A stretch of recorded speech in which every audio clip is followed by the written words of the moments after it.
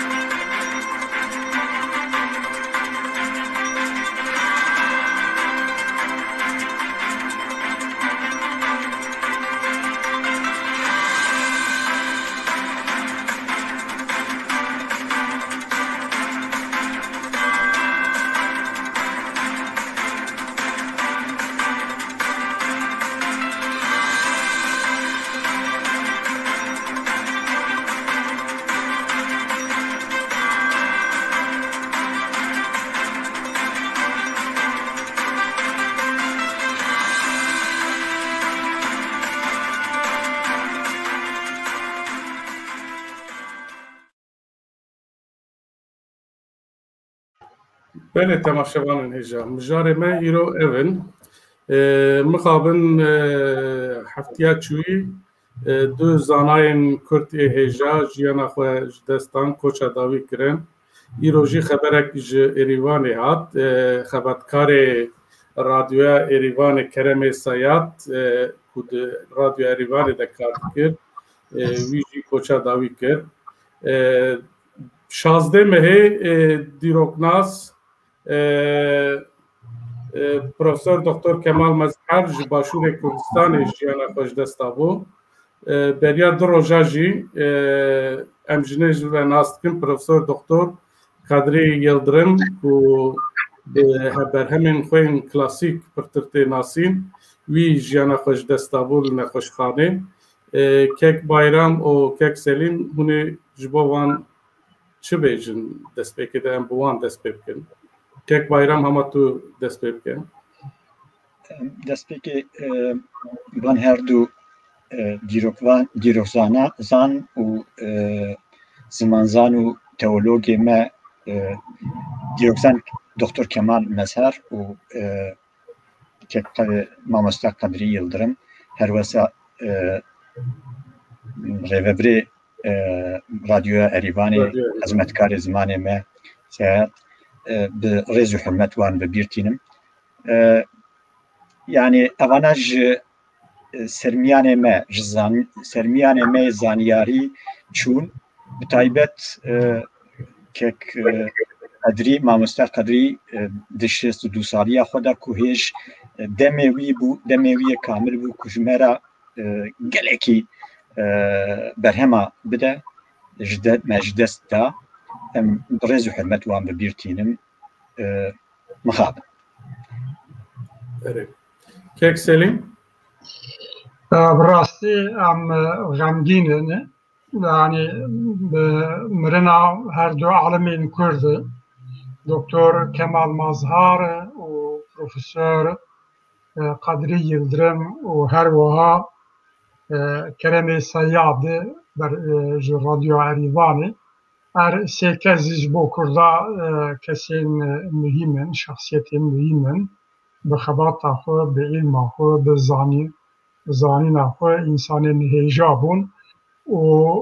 zindabûyînekî mezin e ji bo Kurdan. Ez bi hurmet wan bibîrtînim û bes dixwazim noxtakî pêra bêjim. Min bi xwe wek ana hûn dibînin cenaza Profesör Kadrî Yıldırım jî mêze kir di xebera da, televizyona da û a Kemal Mazhar jî ez hinekî xemgîn bûm. Yani yek bi törenekî, bi merasîmekî çi qasî layık bû ew qasî ji aliyê Dewleta Federal,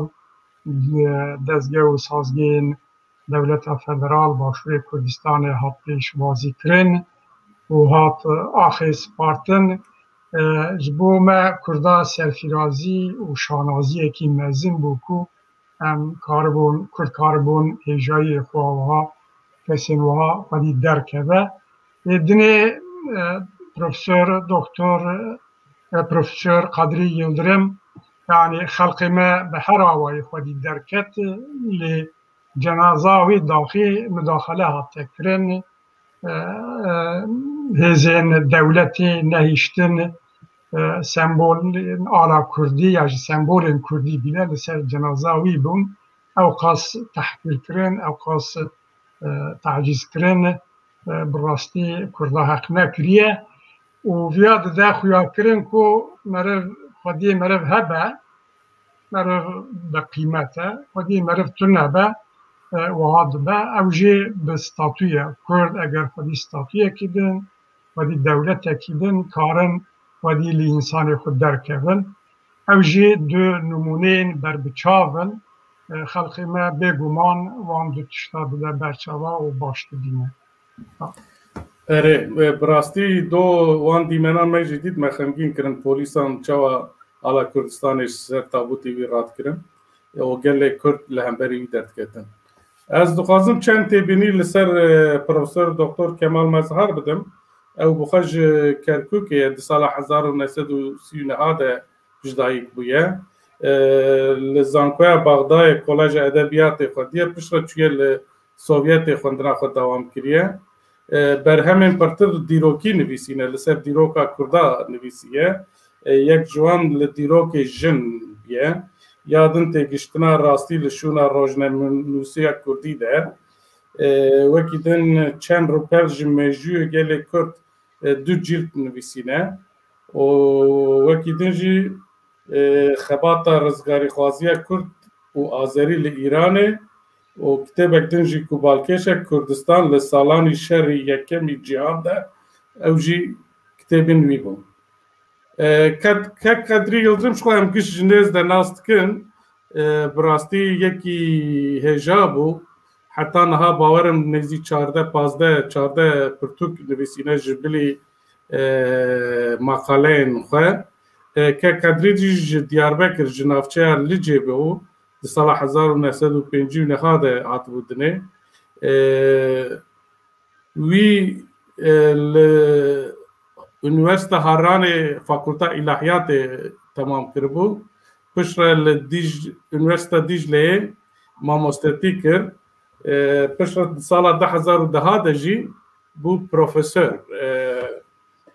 وەکی din di dewra 26 de jî bibû mebûsê HDP'yê sêrtê. Kek Qedrî Yıldırım ev bû. Bi rastî bîranînekî min ê biçûk bi Kek Qedrî Yıldırım re hebû, yanî ne bi wî re ez sala 2004 ez ji bûm Diyarbekir. Konferansek wî hebû li ser Ehmedê Xanê û Memûzîn bû mêvanê din ji Başûr û ji Ermenistanê Kurdên Ermenistanê hatibûn. Kurdiyekî we pir xweş hebû. Ji xwe damezranerê beşa zimanê Kurdiyê Artukliyê yek ji wan jî bû. Pir xweş konferansek bû. Lê dema dor hat wî got ez dixwazim konferansa xwe bi Tirkî bikim. Ama salon ji nişka de hemû protesto kirin.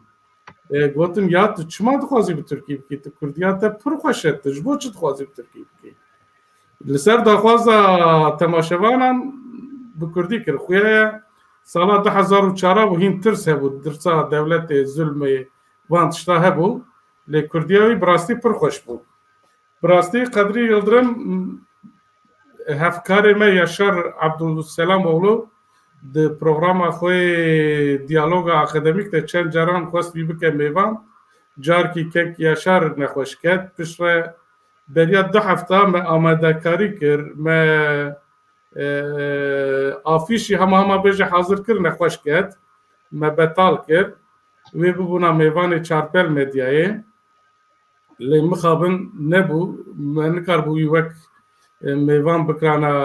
mêvanê çarpel medyayê. Lê bi rastî Kek Yaşar Abdulselamoglu roja pêşemê bernameyekê hêja li ser Qedrî Yıldırım çêdike gelek zanayên Kurd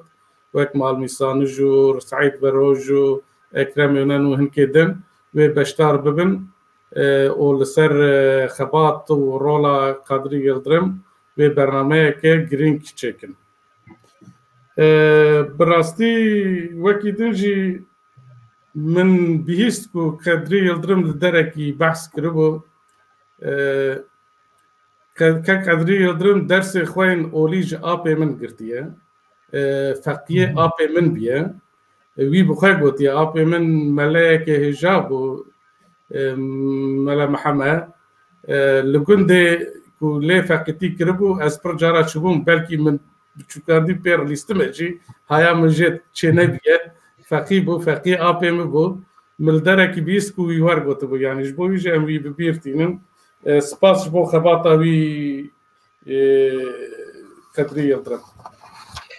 Baş e. Bêjin eger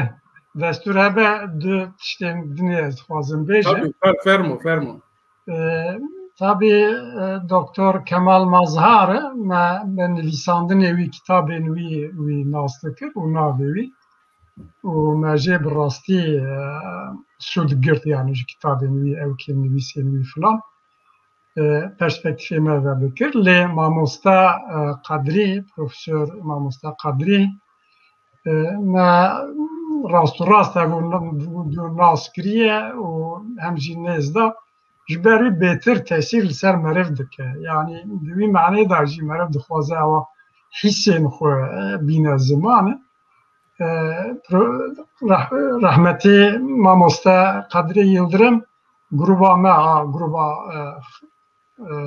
xebatê ya vateyê jî kir mêvan Üniversite Artukliyê da û hem jî sponsorê me bû. 5-6 roj em Artuklu Üniversite wek mêvanê wan bûm. Ama bêje serê sê de heya êvarê bi me ra bû û me didît çi qasî pê kêfxweş dibû. Ji bo çi kêfxweş dibû? Mamoste Qedrî aşiqê zimanê xwe bû, rastî aşiqê Kurdî bû û Kurdî baş dizanî bû, baş dinivîsî û bi gramatîka xwe bevê xwe lê problemên zimanê Kurdî jî dizanî bûn. Yani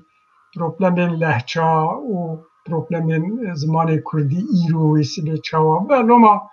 bir qîmet da xebata ku li ser zerava Kurdî zazakî dide û qîmet da gruba me, gruba xebata ya vateyî û gelekî talebên ku li üniversite Artuklu'yu da dixwînin û hinek hevalên me ku hevalên berbiçav bijarte ê gruba xebata vaten li üniversite Artuklu'yu da kar dikin wek mamosta Malmisanê jî wek mamosta İbrahim Nur Celalî vana saya wan wê derê kadroyekî baş xortên keç û xortên Kurd hem zerava kurmancî da hem Kurdkî da gihîştin û tesîra wan aniha jî me ev dibîne. Roma jî carekî dî ez dixwazim hîsên xwe û spasdariya xwe ji bo wî, ji bo xizmetê wî, ji bo pêşbîniya wî bînim ziman. Spas. Yekî feqîtî kiribe ma zimanê wî kare mümkün e ku ne baş be zimanê wî Kurdî. Kek bayram ferma. Kek medî wextê we behsa dilovan mamosta qedrî kir xusûsiyetekê wî ji aliyê fîlolojî divê merov bîne ber çava û ihtiyaciya me dê bûyî gelek hebe. Rehmetî qedrî Xoce çar zimana dizaniya yek Kurdî, Türkî, Farsî, Erebî û İngilîzî. Kurdî ew gundê ku tê Firdês gundê li cê ser hududê hemşeriyê te bû jî ne wisa? Belê min boy ku min nivîsand min nexwast ez zêde bikim min hestê xwe û nêrînê xwe di rûpela xwe Facebook'a da jî nivîsandine niha ew ser hududê di milkî û kurmancî ye yani waqifê her du zimanê yani her du tevokên ew Kurdî ye di do Tirkî dizane, Erebî dizanî û Farsî dizanî. Yani van her sî zimanê ku Kurdistanê dewletên wan Kurdistanê nav xwe de par vekirine û tesîra wan bi wasta ziman û çanda wan li ser zimanê Kurdî û çanda Kurdî heye dizanî û di karê xwe de wan her çar zimana ji aliyê dîsîplîna fîlologî ve zimanî ve bikardaniya ev jî xusûsiyetekî gelek mühim bû ji destê me çû. Madem me behsa van zanyarê xwe kir tabî min di nivîsa xwe da behsa du kesa kir dixwazim bi vê firsetê li vê derê jî carek navê wî bînim. Yani vê du salê dawî du hep zanyarê me yek jî yek profesör doktor Hilmi Isê profesorê biyolojiya medîsîn û di üniversita ew de ew jî du saliya wî di meha Nîsanê de du saliya wî xilas ew jî ji gundê li cê Heniyatê bûn Diyarbekirê dabûn ew û qedrî Xoce yani me piçekî jî licîtî kir ji wê alî ve min hestê xwe wilo nivîsand ihtiyaciya me bi rastî van zanyara heye mixabin wextê hinek min hinek rexnacî xwend cî da dibînim piştî ku ev zanyarên me dimirin em bi qîmeta wan dihesin banga min li vê derê ji hemû kurdara welatperwera ra ev ê dijîn em piçekî qîmeta wan zêdetir bizanibin yani zanyar kûpa zanistê ne ê ku rê didine ber me rêberê me ne ê ku me têdigihên di mesela da piştî ku dimirin em zêde qîmeta wan dizanin û ser wan hestê xwe dinivîsînin nivîsa dinivîsînin bang ew e em evên ku niha dijîn û gelek kar û xizmetên bi qîmet dikin em qedrê wan jî bizanibin em cihê wan bizanibin û em ji kar û xizmetê wan îstîfade bikin û evên çûne jî em carekî din wan di rêzdarî bi hurmet bi bîr tînin ji kîsê miletê Kurd çûn ewan mixabin erê baş spas baş e em ji temaşevanan re bêjin roja pêşemê bira bernameya Yaşar Abdûselamoglu nerevînin bi rastî kesayetên hêja hene vê behsa qedrî yildirim bikin di vê bernameyê de ji niha de bira xwe ji bo wê rojê amade bikin em wan jî nas bikin ew jî akademîsyenên menên gelek bi qedr û qîmet û rûmetin erê باشه اگر تشکیدن و نبیجن دخوازی هم درباسی مجارا خوی دن یا ایرو ببن باشه مجارا می دویم پیمانا استانبوله اون دزانن هرچی خاص پیمانا استانبول دروژه و ترکیه و جهان ده جی گرتیه جی براستی اف پیمان پر گرنگش بوجنین کردجی یعنی از دخوازم بچک ها کرد بحثا و پیمانه بکم که اساسی خود ناو پیمانه کنسیه اوروپایه لجبر که سال 2011 ده لی استانبول هاتی امضا کرن وک پیمانه استانبول جی ده ناس کرن آرمانجا مزن یا و پیمانه اوه که توندی نحقی ایریشا کل سر جنه ته گرتن ریب البری ورا گرتن قانونا لگوروی ورن چیکرن yani nelgor adet tore o namusê em bêjin werin xandin van êrîş û tundiyên di mala de li gor qanûna werin ceza kirin yani wekî din jî em bêjin daxwaz ji dewleta tê kirin ku qanûnên xwe li gor vana sererast bikin û jina biparêzin Armanca wî pirtir evet divê warî de tabii min dixwest meriv jinek jî li vir hebûna behsa van tişta bikirana lê em ê divê perspektîfî de dixwazim ji we nirxandinek bikim yani giringiya vê peymanê ji bo jinên Kurd tê çi wate yani betalkirina wî yani em dizanin ev tiştên ku di xalê wan de hene pirtir bi jiyana gelê Kurd ve heye تعداء كل سرجنين كرتي كرن هي وني تشبيجن كيك سليم في جاري از غازي شتاب دست بكم فرمو سرچاوا ya tabi peymana İstanbul'u بسری خو مجاره کی فرح و گرینگه براستی گرینگه yani belki gelek insana yani eko alakadar bu vak akademisyen vak lekoliner vak enku be hakkı insana enku be hakkı de mafin bitaybeti jina alakadar de bun دیتبون خواندبون دزانیبون هی و تشتکی چاوایه لجبو انسانین ام بیجن ندوی اوه دا زیده کسی اگر بیسته بیجه دزانیم مجی ناورو کاوی چرچواوی و تشتکو بخورا تینن ناس ندکرن او بو سبب کو yani او iptal kırnavi peymani jaliye Türkiye ve hatmi bu sebep ku gelek insan jarabon li ser vê sekinên xwendin û ana meriv dibîne ku li ser gengeşiyekî minaqeşekî kûr heye û ew bi serê xwe baş e wexta meriv lê mêze dike rastî peymanekî gelekî bi fireye çerçeva xwe bi naveroka xwe tijî ye de mana gelemperî de ez dibêjim û gelekî ewkên peymanên navnetevî ji beyanname mafên mirovan ê yekitiya milletan bigire çi beyanname biryar û evên yekitiya Awropa henin û ên ku li ser mafê mirova mafê zaroka mafê jina wana hemû referans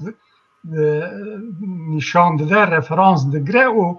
li gorî wî çerçevekî datîne ku qapsame fireyî nêzî sîh sayfa heştî û yek madde bi bendê xwe bi gelemperî ji bo her kesî mihîm e ji bo heqê mafê mirovayê ku diparêze ji bo nirxên demokratîk ê mirovatiyê ên cîhanî ê ku diparêzin mihîm e lê bi taybet ji bo pîreka ji bo jina ji bo ên bo dunyayê da ê welatên ku îmza kirine dewletên kirine bo mihîm e û bi taybet wek te got ji bo jinê Kurdan mihîm e ez dixwazim ûra werim ser vîya jî جوادا مرو دخوینه براستی تیدا نرخین کو فکر انسانا بیرو باوریا وان چه به بلا ببه نرخین وک گنل هفدش تیدا هنه کو مرو خودی لوان نرخاد درکوه جبوی او کردا و جنین کردا راست و راست علاقه دارد جبر چه جبو کو جنین کردا yani duali dibin tadayı danen, duali dibin zulmü zordariye danen. Yek velati wan, yani velati me Kurdistan dibin evkedaya hakimiyeta henek devleta daye o koloniye o hukuka koloni teda derbaz dibe o dibi velati ki vahada Jinên Kurd ji ber nasnama xwe millî zulm û zordarî û tehdad dibînin ku peymana İstanbulê da yek jî ev bi tiştê bingehîn ser wan tiştayî. Anduliya jî welatê me diwarê aborî da, diwarê civakî da yani li gor Tirkiye û li gor welatiyên em bêjin pêşteçûyê wek Awropa diwarê aborî da paştemayî ye. Hên gelek nirxên dema feodalîzmê, aşîretiyê tiştê ku li îro nemimkin e ku meriv xwedî derkeve hê jî di civata Kurd de henin û ev tişt li ser jinên Kurd bi taybet tesîr dikin, jiyana jinê Kurd tesîr dikin. Bi mane da peymana İstanbulê bi naveroka xwe, bi tedbîrên xwe, bi mekanîzmayên xwe, bi evkên tiştê ku dayî ber xwe ji bo jinên Kurdan mühîm bû. Em bêjin têda dibêje ku kesê ku bi kimlik bi nasnamaya xwe millî kesê ku bi nasnamaya xwe cinsî, kesên ku bi nasnamaya xwe civakî û kesên ku emrê wan piçûk be bi zorê bên zewcandin, kesên ku bê dilê wan be zewacê. Tiştê wiha hemberî tiştê wiha ye. Ev tiştên wiha jî di civata me de heye. Di civata me de em bêjin berdelî bigire çi mar dibêjin ya jî wexta qalin dê bigire. Yani hê gelek ciya da civata me de yani keçik wexta didin wek nirxekî wê aborî heye û gor evkî li wî hereket dikin. Ev adetên kevin be û em bêjin serdestiya mêra be di civata Kurd da, zordariya bave, birayê, aqrabayê derdore, vana hemû li ser jiyana jinê Kurd bi rastî teng dikin, zehmetî tînin û problema derdixînin. û ser da jî jinê Kurd diwarê aborî da evkên bi girêdayînin, bi mêrê xwe girêdayînin ya jî bavê xwe, birayê xwe, aîla xwe girêdayînin. Serbestiya wan a aborî tuneyî. Wexta kesê ku civatê da serbestiya wî, azadiya wî aborî tune be, di gelek wara da tê girêdan û mehkûm dibe. Roma jî em bêjin istismar zêde ye, tacîz bêtir heyî, mesela namûsê bi serê xwe problemekî mezin e di nav Kurda da, berdelî wek min got bi serê xwe problemekî mezin e û ser da tevî wan hemû tiştên ku civata me Kurda da heye îca rewşekî fîlî heye, şer heye Kurdistanê da. Ciyê ku şer heye yani asker û polîs û hêzên dewletê gelek cara دست درێژایی جینسی دکن یعنی هەموو دزانن کو یعنی وەک ez nav nedim navê navçeya bacera lê em tev dizanin hinek ciyada keçên Kurda çûn xwe întixar kirin wan salên dawiyê da întixar zêde bûn sebebê wexta meriv dikolîne ya askerekî ya zabitekî ye ya tîmekî taybet em ya yekidinê dest dirêjiya cînsî kiriye û jiyana vê keçikê heriman diye zindan kiriye û ji malbatê ji civatê û ji evkê ji wexta piştgirî nestîne ewk nebe û bi serê xwe evekî mezin e yani eybekî mezin e tek çare dîmîne diçe întixar dike jiyana xwe qesdê jiyana xwe dike wela van tişta hemûya meriv dide berçava yani hem ji şartên civata me û civata wek me got diwarê aborî û civakî da paştamaî ye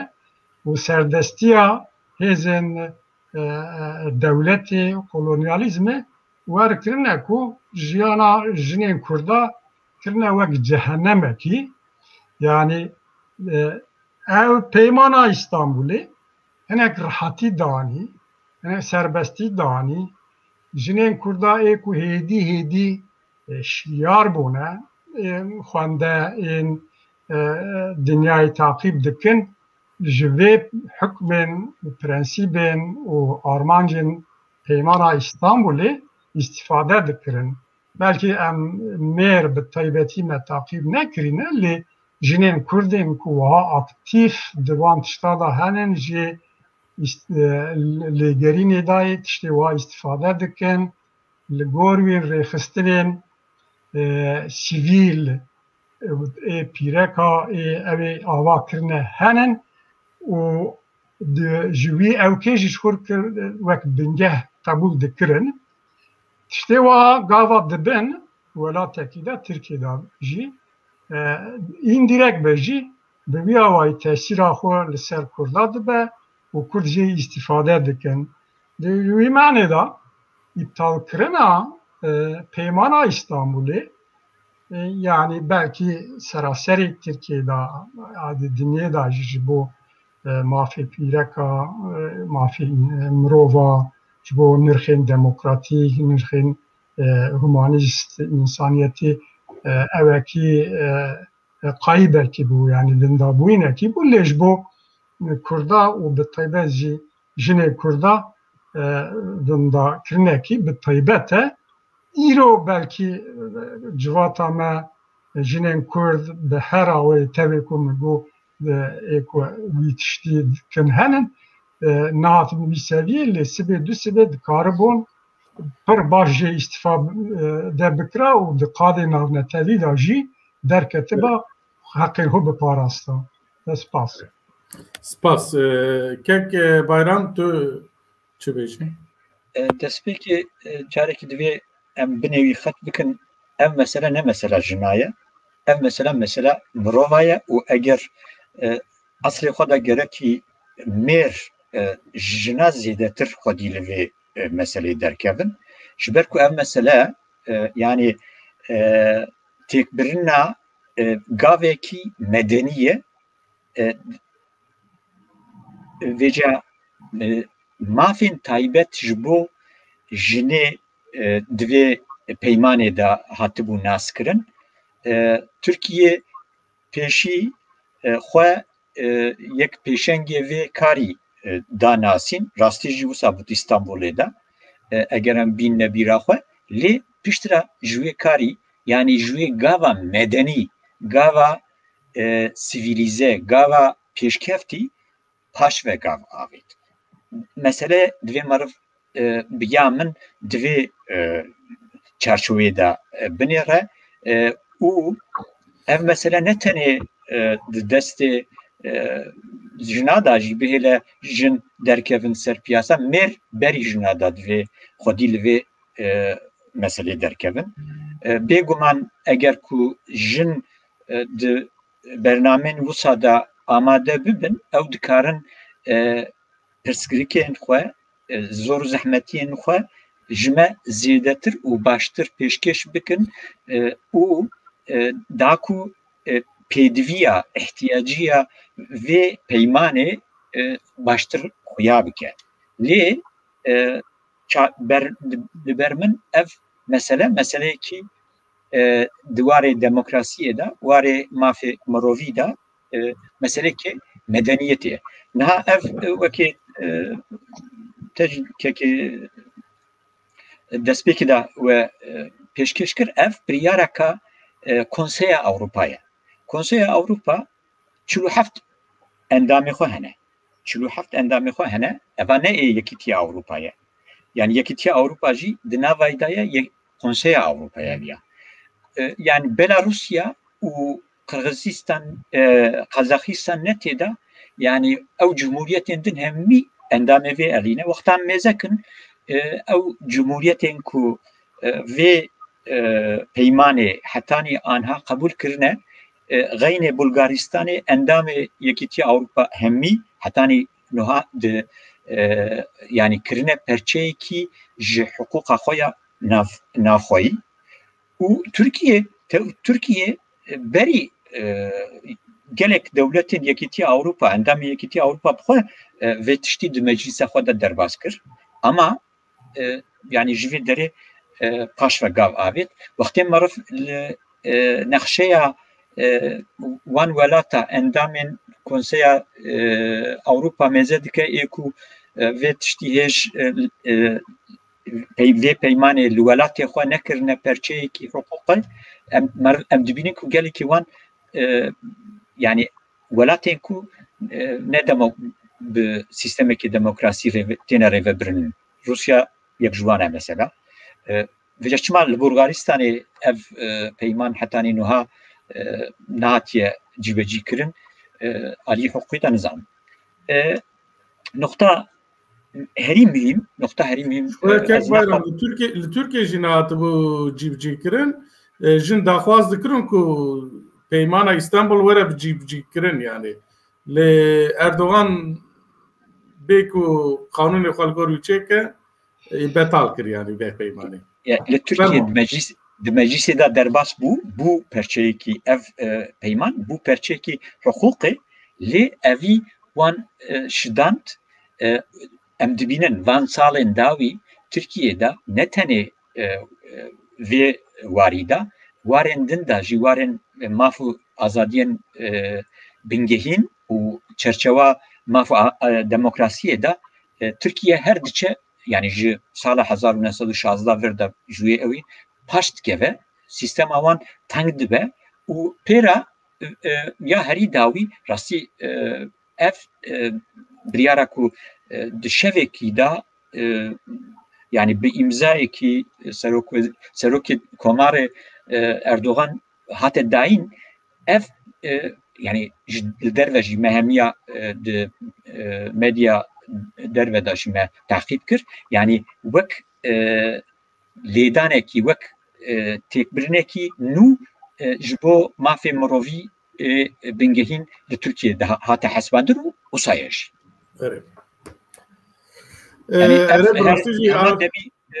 Heman demî nîşanekiye ku Tirkiye maalesef ji demokrasiye jî ew demokrasiya ku tuneye jî dûr dikeve. Bi rastî armancek vê peymana Konseya Ewropa ew e ku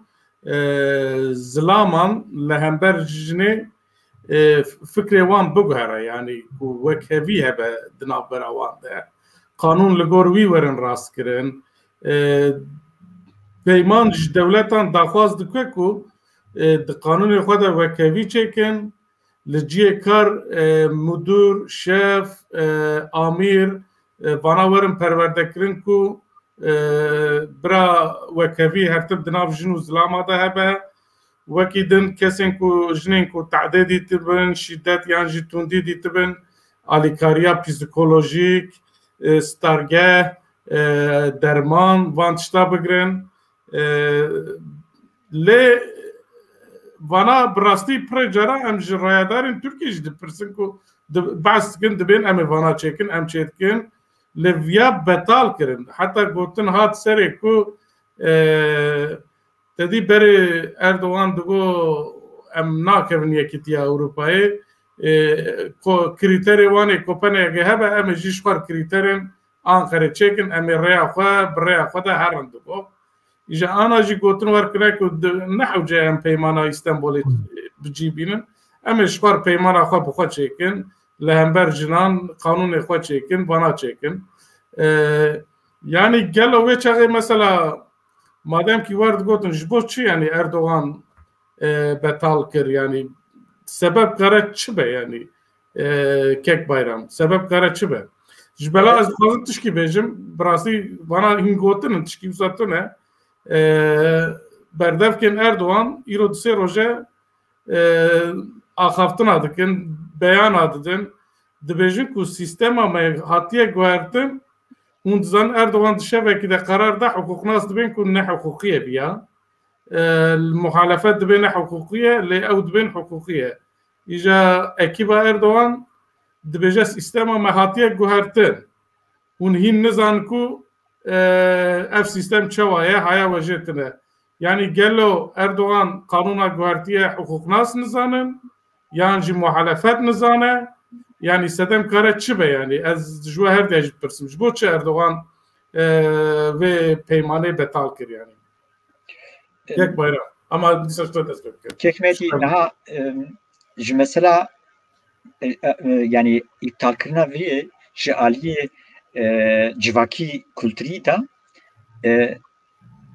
AKP ya ji Erdoğan u havalên xwe xîtabê paşverûtiya kültürî di civatê de dikin biviya. Yani dixwazin ketine atmosferekê hilbijartinê yani البجارتن چی به وقتی دا چی به پیش چی به چی نه به فرق نکلی به هر آوایه می پشترا بحثا مثلا HDP و اوکازی بکن یعنی ترکیه دا د AKP تایبت حساب چی دکه حساب البجارتنی دکه حساب دستخستنا هنیک رایا هنیک اوا وجب وی گاوی یک جی خطاب اوید که خطاب paşverûtiya çandiniye boyeke divê marviya nav bike ev gavekê ji bo siyaset anda bikatîne dibêjin evet ev yek eva noktaya adduya vê biryarê gor berî zîrwa ew civîna yekîtiya Avrupa girt xwest ku bibêje بیامن اف مرفتکاره ویا بنرخینه ببیجه یعنی اگر هون دجوینا خدا لهمبر من همبر رژیما من هندک بریارن توش بگرن از دکارم دشو روزه کی دا هنک بریارا بگرم کو استراتژیین و بخمه زحمتی اف جی پیامک بون گور قناعتا من yani eğer emli vaktavi mezun yani dixwaze beje selahiyeta min aqas pir mezine yani ez nvedere yani Türkiye'de ez dikarim henik biryara şev rojeki da bitim u tatbiq bikim u xalkêjî bidmep payê xwe rejîmê bidmep payê xwe dewletê bidmep payê xwe niha li Tirkiye xwediyê gotinê ezim vê ew ê peyamê aliyê dîplomasî da aliyê di balansên takêşên siyasi û dîplomasî da xweşik bikare anî yani gor qenata min armancekî wî jî ev bûn niha medyayê da behsa wê têkirin ew ê sibê peymana Montreux jî xirab bike ew beravya İstanbulê ya henik Lozanê nizam ya kî xirab bike biya min tabii evana henek jî münaqeşên ya jî nivîsên ew ê ne ku vê armancê xurt dikin yani otorîta ew ê hêza otorîter di medyayê da û di nava civakê da bi van nirxandinan biçek belav dikin xurt dikin peyam yani ew qasa jî destê wan rihet mine باشه کک سریم گلو یعنی اردوغان آمدکاریه بتالکرنا پیمان دنگی نامنتوید که یعنی دخوازه تستکی بکه چی بکه یعنی لگور قناعتا ته جبو چی بتالکر به پیمانا نامنتوید یا لگوری من tabi بتالکرنا پیمانا İstanbul'e da tu mantık tu neyi yani beri her tişti ev peyman jaliye AKP vakta iktidarı da bu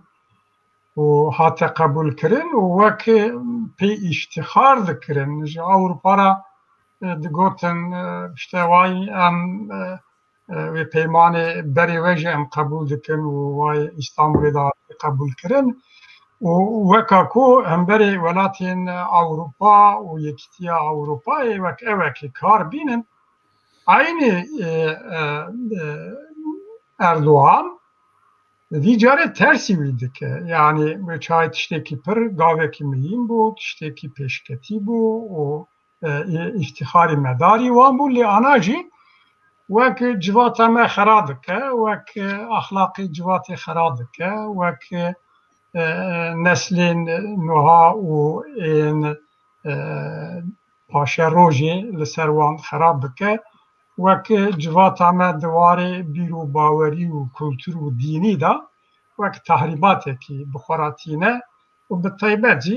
اوان işte LGBT و bileşeni وی اکو دناوی آدانن نشان دادن و ماس مدیا ترکا اکو دنویسن وی وان تشتان او دکن لگور من او tabi riyakariye yani riyakari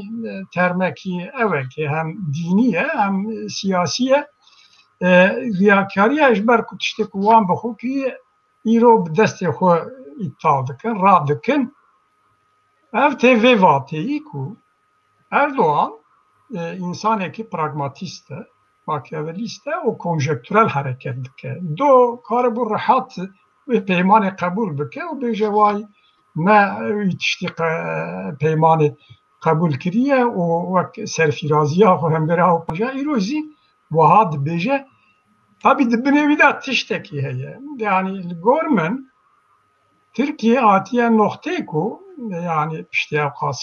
çend salayî hatiye noxtê ku yani hemberê welatên Rojava Avrupa û Amerîka evkî dinê hinek tişt şwir kirî wek şantaj ev belkî tedî wek dibêjin denge polîtikasî û nizanin çî navbera Sovyet pardon Rusya û Amerîka û Awropayê da û Çînê da tabi gormin êku bi rastî wexta di çavekî vekirî mêze dikin ew polîtika şantajê ye ev jî parçekî vê şantajê bû ji Awropaya ra di Amerîka ra di dinya demokratîk ra wek şantajekî kir ez dikarim tiştê wiha bikin ez bi xwe newî baweriyê dame ku Erdoğan karibe hem peymanên dinê jî îptal bike yani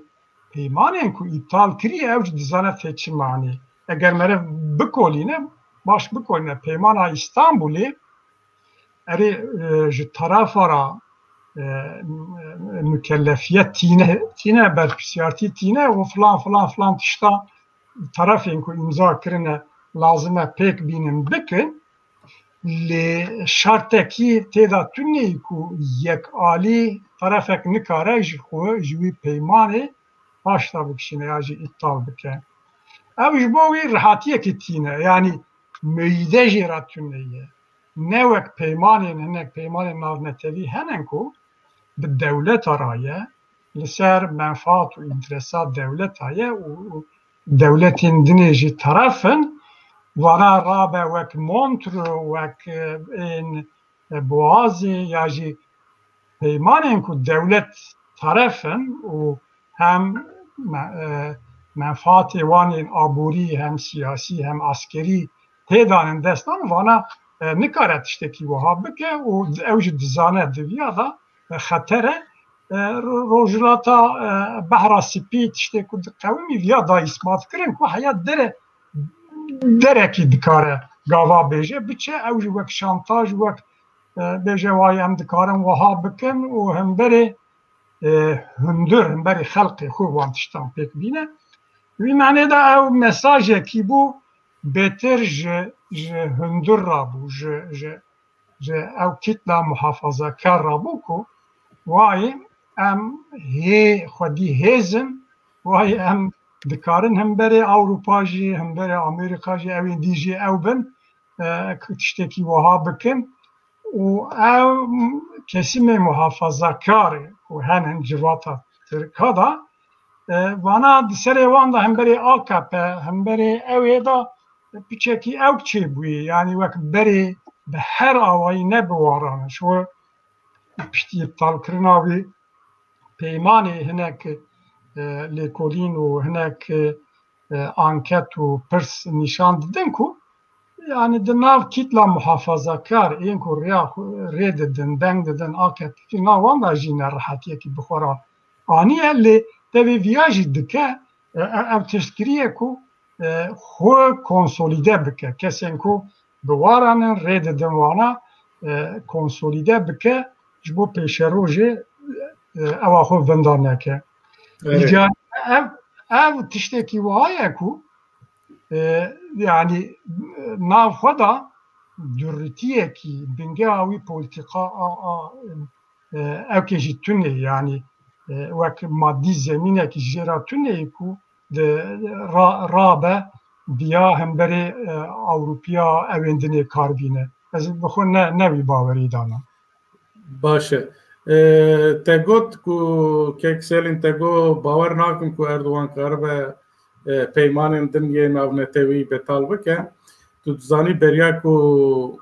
آیا صوفیا بکن جامی چند هفته بری چند ماه بری وی جملات ارتقو واس سلطان احمد لور هيا هرن لور لما يشبكن بيشيد بشرة ورنا ما يشبكن بيابكن جامي دبو ل قد وطنا خايف نكر لكر جامي برسكريك اكدنجي يا اردوغان هيا كو د محكمة ما في مروفان ده تركيا برتي محكوم كرن حتى دوسياي هري كو زيدا لي هنا تركيا دوی محکمه ده هون زانن پیمانا مافی مروان یا اوروپای هیا ترکیه وی امضا کریه و جبروی دوی کو لگور قانون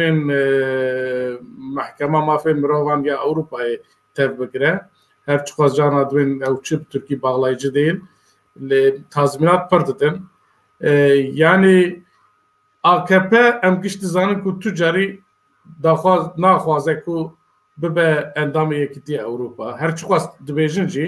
اون زن اردوغان دگو دموکراسی نه هدفه araçe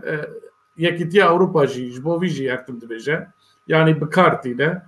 û bi qenata min yekitiye Avrupa jî dizane ku AKP Erdogan tu carî naxwaze bibe endamê yekitiye Ewropayê gelo wexta Erdogan biya zanibe kare di rojekî de wek peymana İstanbul peymana mafê mirovan ya Ewropa jî betal bike ku bêje em biryarên mehkema mafê mirovan ya Ewropa nas nakin yani ihtimala var jî kare dere yani ama yek ji we hûn her du dixwazim ew bidim yani peymanên wiha yani ên diwarên mafên mirova wek peymanên nav tiştê wiha da dikare gavên wiha bêje lê peymanên siyasî askerî ku aboriya wan menfaata wan alaqedar dike qesta min ew peymanên wiha nikare bike yani ne ku di vî menê de wek peymana İstanbulê heyana gelek peyman kiriye û yani qeseta peymana Montreux'ê nikare lê ama mirovan waze kare bike erê wek peymanên Montreux wek peymanên em bêjin hinek evên ku hududên dewleta menfaatên wan û askerî stratejiya wan alaqedar ke wan nikarin lê tiştên ku wiha hiqûqî wek girêdana mesulîyetekî terefekî re nayîne wana kiriye û heyana kiriye yani biryarên mehkema Ewropa pêk nanîne pêk nanîna wî jî tê wê menê ku ew ke lê سر مؤيدين وها جران كلن ان زيد رادبن رخنا ذكن محكوم ذكن اللي في مداخله كيما اللي وقت بوازا وقت مونترو وقت دوي معني دا بيمان نافنتيفي او طرفا على قدر ذكاء وكهرباء بسبب نتيجه دنيا يعني دوي معني دا زويش باشه كيك بايرام تو تشكي بيجيش بوفي لها اف مثلا محكمه ما في مروفا دوی ام ستاتیوی برای زلال بکن محکمه مافی مروفا گریدای کنسای اروپا کنسای اروپا اره پیمان استانبول جی گریدای کنسای اروپا بلی اوجی کنسای اروپا و ترکیه جی دی کنسای اروپا دا اندامه اره اندامه نه وکی یکیتی اروپا نه اگر براستی و مجالات خدا ببینن دی شف روزی کی دا جوی پیمان دور کردن یا خوش کنترل محكمة داخل چونكي محكمة حقا يعني بدو آلي سروان بويا باركي برماسا چيه؟ يك جي مادن برپرا ددن تنظيمات ددن دو يعني كرنين وان ايكو حقوق وانا خواري اندر دا لنحقية دا قلبه و پیش وناچه تي اوروبا دا اشكرا دبه و اف وان دخل زحمتي ليه؟ يعني جوي داري پاشتا گاو آویتن او مثلا گریدای پیوندی ترکیه به کنسای اروپا اره و کنسای اروپا نه تنی مسئله کی وجا مافی مروبایه مسئله کی آبوریه مسئله کی استراتژیکه برفره يعني لوی داره راستی يعني زحمتی هنه لی اگر تجمع بپرسی دخوازن اگر هزاوان بکری وی ورد کار شعب روزی که دوای تشتی بکن خوشوی باری خلاص بکن لی زحمته باش کیک سلیم و کیک بایرام ام وی مجارجی لور بهلن اگر تشکیدن و نبیجن ببیجن هبه ام درباسی مجارا خوید ببن ای باشه ام درباسی مجارک دنیا گرم کل هین تیم نقاش کرن گرتنا پارتیانه اون دزانن لترکیه پارتیان جمهور اتفاق جمهور هرتم تانین روژه کو HDP براوره گرتن امر ددان ساوجیا دوزگرا ده هر وارده تارين زمان كبرى HDP ورا قرتن وكا امر بدن وحفتيا تشويجي دوزغرك قرتنا HDP دا دسبيكرن يعني ام دزانن HDP بقرا حياه HDP بارتي قشاتن قرتن لنتنك بارتين كردا دسالي نوتي ده بارتين اسلامي اي وك اي اربع قانون جهاتن قرتن يعني نخوا مرد بينا يعني هن كاس لغور ايديولوجي خو ان كاس يجبو منفعات خو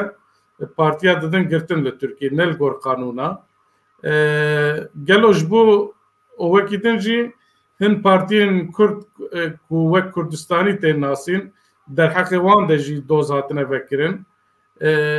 قالوا جبو چه آنها دست بکرن وانا و دخوازن HDP بگرن کیک بایرام دخوازی دیسه همشته دست بکن از دوله جارنا تبلیغ بکم اما اون هر دو جوونه بپیل نها مثلا پارتین که ناوی وان دا کرد آن کردستان هیه و تنه بجی خطاب خلق کرد دکن یا جی قوت آوان بسر هزا ملت کرده وکی HDP سیاست ترکیه درباره وانا دا وان 10 سال داوی دا چیه چوابوی از خوازم پیشی بنوی هنه که خد بکن نها حتی سالا 11-12 AKP د ترکیه دا سیاستی که جدا دمشاندن سیاستی که به لیبرال را به دموکرات را به خلقی کرد را Kurdan jî gelek alîkariya wan kir anti-militarist siyaseteke dijî kemalizmê û dijî militarizmê dimeşandin û ev helwestê wan ev kar û xebatê wan piştgiriyê jî kirin. Duê navbeyinê de bêhna Kurda jî piçekî fireh bû. Yani wan salana da piştê wî jî 13 heta 14 15 bêhna Kurda jî piçekî fireh bû. AKP ew hêza bin serokatiya Erdoğan da ew klîkê taybetî rastî yani bi teknîkên gelekî lêfikrî û bi pîlanên xweşik vê xebata xwe berdewam kir. Dizanî kengî bikîra kîja îtîfaqê bike. Yani berê wekî em dizanin îtîfaqa xwe bi Fethullah re çêkirin û bi Fethullah re bi hev re ew klîka kemalîst, militarîst ya ulusalcî ku Kurd ya Birêweriya Tirkiyê bi nav dike ewana gelekî qels kirin anîn heta derecekî. Duê navbeyinê de Kurdara jî piçekî rêve kirin. Yani tê bîra min sala 11-12 pêve ez jî yek ji wan însanan im ku me dest pê kir me got divê meriv li Bakurê Kurdistanê û li Tirkiyê êdî partiyên bi navê Kurdî Kurd têda be ya jî Kurdistan têda be em damezirînin û ev nêrîn bi rastî nav Hereka Kurdî de jî cih girt û wê demê AKP û rêda ber wan ber vê niyetê ber vê nêrînê pêşî sê partiyên Kurdistanê navê wan da Kurdistan hebû hatin çêkirin. Yani pêşî te QDP bilez meha yekê 2014 da çêbû piştira PAK çêbû piştira jî PSK navê va her sî partiyana da Kurdistan hebû. Ya KKP cuda ye. KKP partiyek hebû. Yani Özgürlük ve Sosyalizm Partisi ÖSP partiyekî hebû wanat kongreya xwe da wek biryara kongrê navê Kurdistanê li xwe zêde kirin. Yani rewşa wan cuda ye ne wek partiyekî nû ye. Êwan mecbûr bûn yani navê wanê ku di kongreya xwe da guhertin bixne protokola derheqê wan da jî neticê de mehkeme vekirin. Niha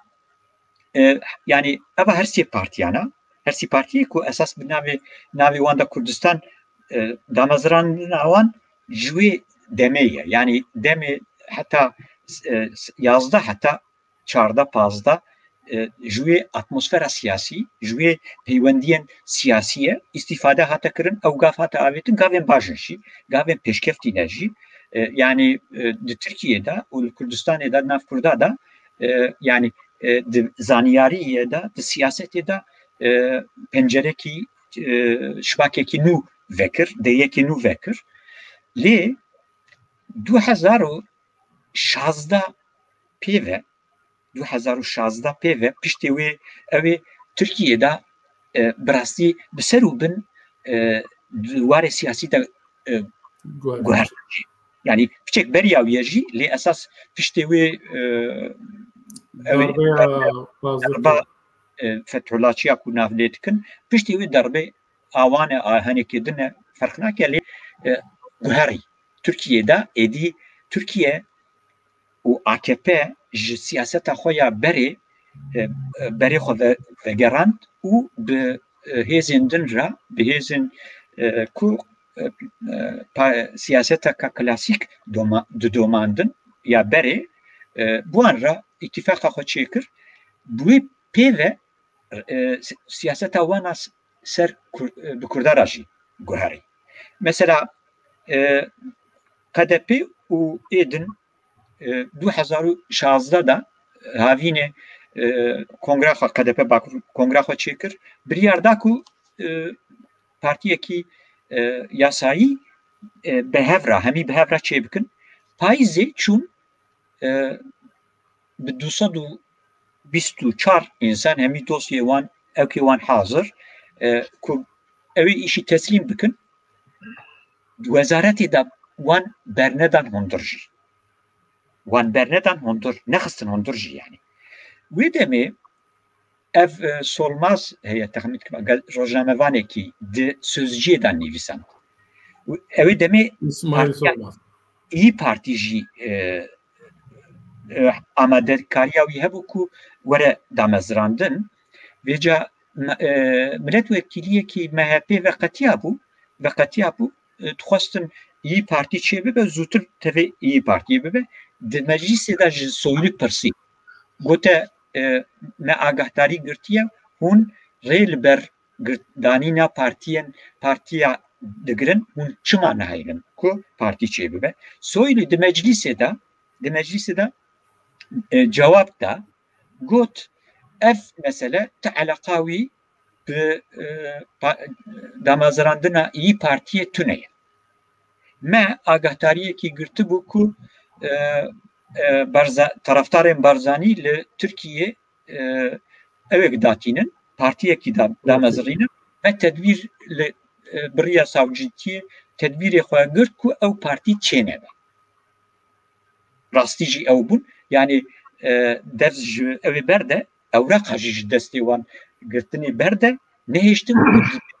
ew da jî bikevne hundir sê roj werin avaya wezareta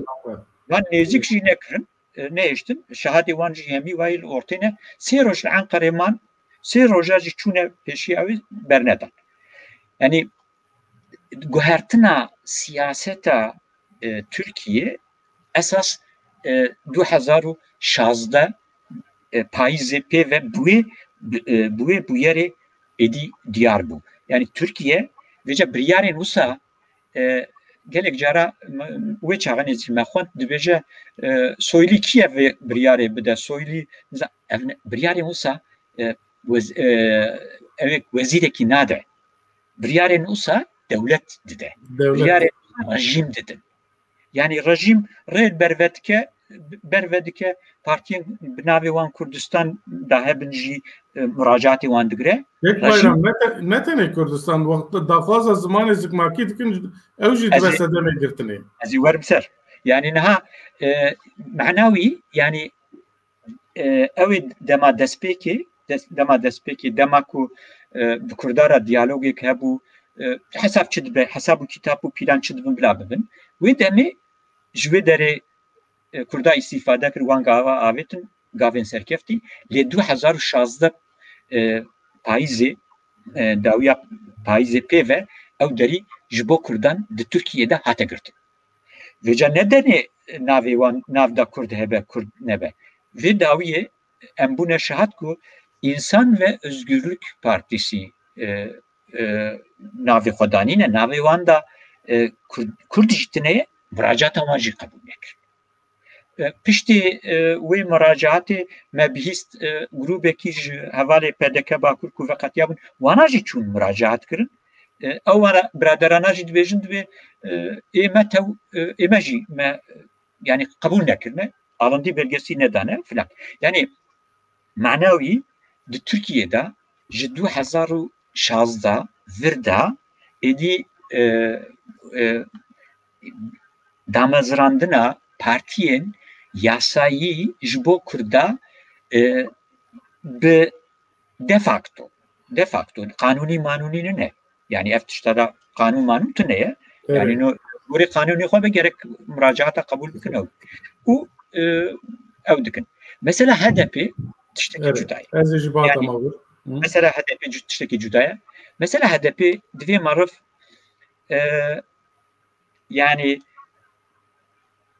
wek konseptekî lê bifikre HDP îro nêzîkî ser 5 milyon zêdetir ray dikire ji van 5 milyona yani piraniya wan jî rayên Kurdan e Kurdên ku esas li kimlîka xwe digerin îro mixabin yani hûn pê razî pê nerazî dilê me be ne dilê me be îro li wê derê ye proje HDP her kes hesabekî li ser heye حسابێکی دەولەتی هەیە لەسەر حسابێکی ئۆجاڵان سەر هەبوو حسابێ چەپێن تورکیە حسابێ چەپی تورکیا بوون حسابێ مخالفین گروپی دینی ئێوەکی خودا قەیا ئایهان بیلگەن و نظام هەیە لەسەر دوێ مەرف پێشی ji حسابێ دەولەتێ دەست پێ بکە یعنی حسابێ دەولەتی چێکردنا هەدەپێدا چ بوو 2011 دا وەختا کو وێ پرۆسەسی دەست پێکردن داوی li BDP bînin û HDP dayînin çi bikin hesabê dewletê çi bûn aslında Beşir Atalay wê çaxinê cîgirê serokwezîr bûn wê hesabî eşkera kir got me HDP mîtê û bi danûsendinên bi Öcalan ra bi hev ra wek projektekî me hazir kir hate danî û ew li gorê armancên wê projektê bayram ez gotima te bibrim yani Beşir Atalay wê çaxê berdevkê vebûna demokratîk bû jî yani her ji wî da pirsîn min bi xwe bi çavê xwe dît ku di çend televizyona de derket li ser hinek reaksiyona digo yani ev hedef me BDP girtiye tabii ew bimît li qesta wî dewlet e yani naxwaze bêje dewlet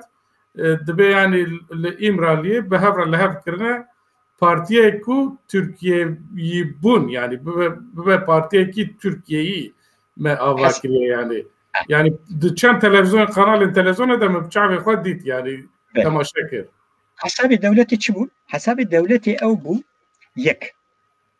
çi rayên Kurda ê ku dora BDP bûn ewana di HDP da cî bike ev grubên marjinal piçûk ê çep belav ewana bîne li wê derê top bike bikar be taqî bike sisê ew muxalifê wekî Ayhan Bilgen wekî qaşo muhalif ez dibêjim yani Farziyê Şatal Şepal bûn çimene müsteşariyê berê êwî henekê din hemû li wê derê top kirin hesabê dewletê ew bû ku li wê derê proje Tirkiyeyî zaten yani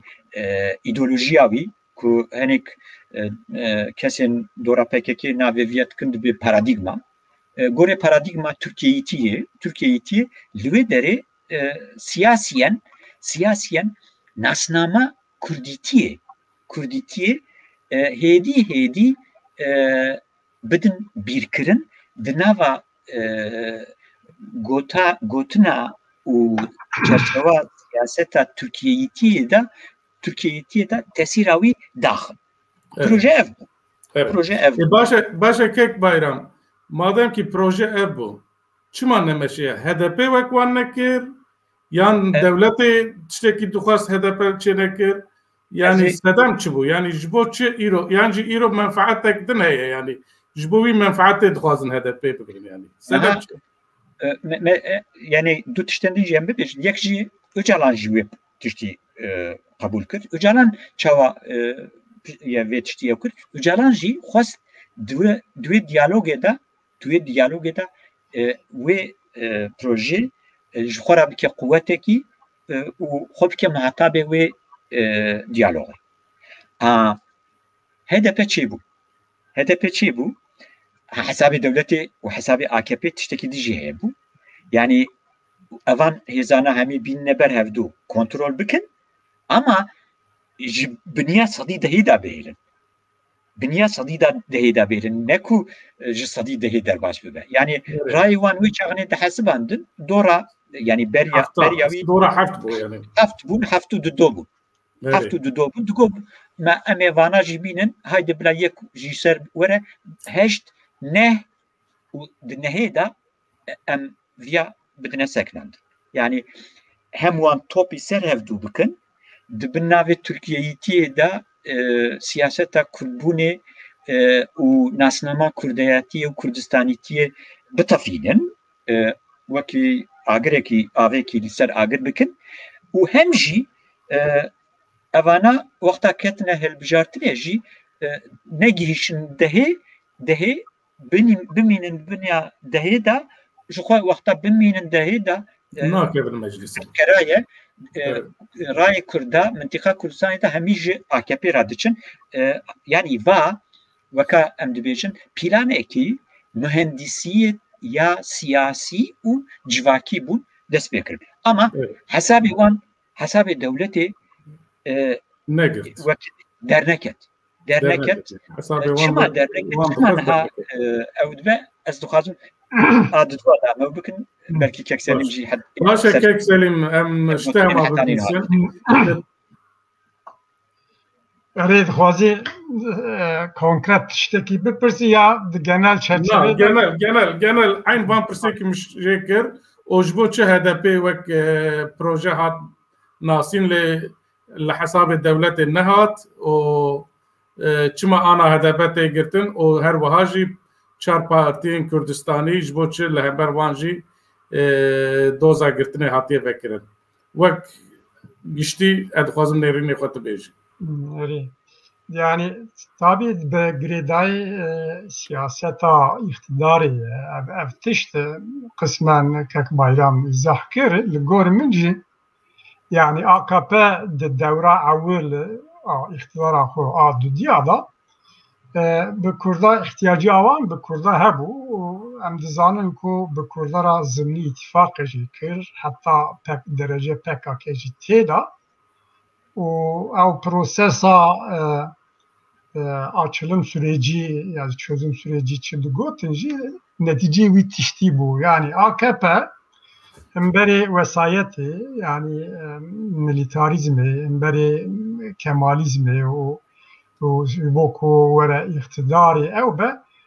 احتياج دديتكو بكردارا جي اتفاقك يوازمني بكا وهز كي بون بوارا ذكر يعني هز ام دزاننكو ودمي دا جي بكاكو ودردورا وان لغال علاني دابو جار لو معنى قاوين باجي آفيتن يعني اقتدارا يكمين دوامين دا هناك تشي يعني مثلا zamanda mesela duvarın demokratik ta merev bibineko هناك tiştevani başhebun gavyon başhebun lewek Türkiye'de em dizanin ku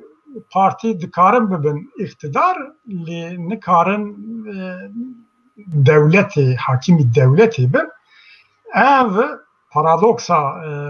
gormin paradoksa ev buji yani AKP bu AKP به میسیونکی ویزیونکی دا دخواست کو به خودی دولتی و دوراجی لگوری خو گاو گاو رژیم بگورینه ترکیه دا پروگرام آوانا دور درج او لما حتی بگه او ارمانجا خو سر ری خدا بگه لکرا اتفاق کرن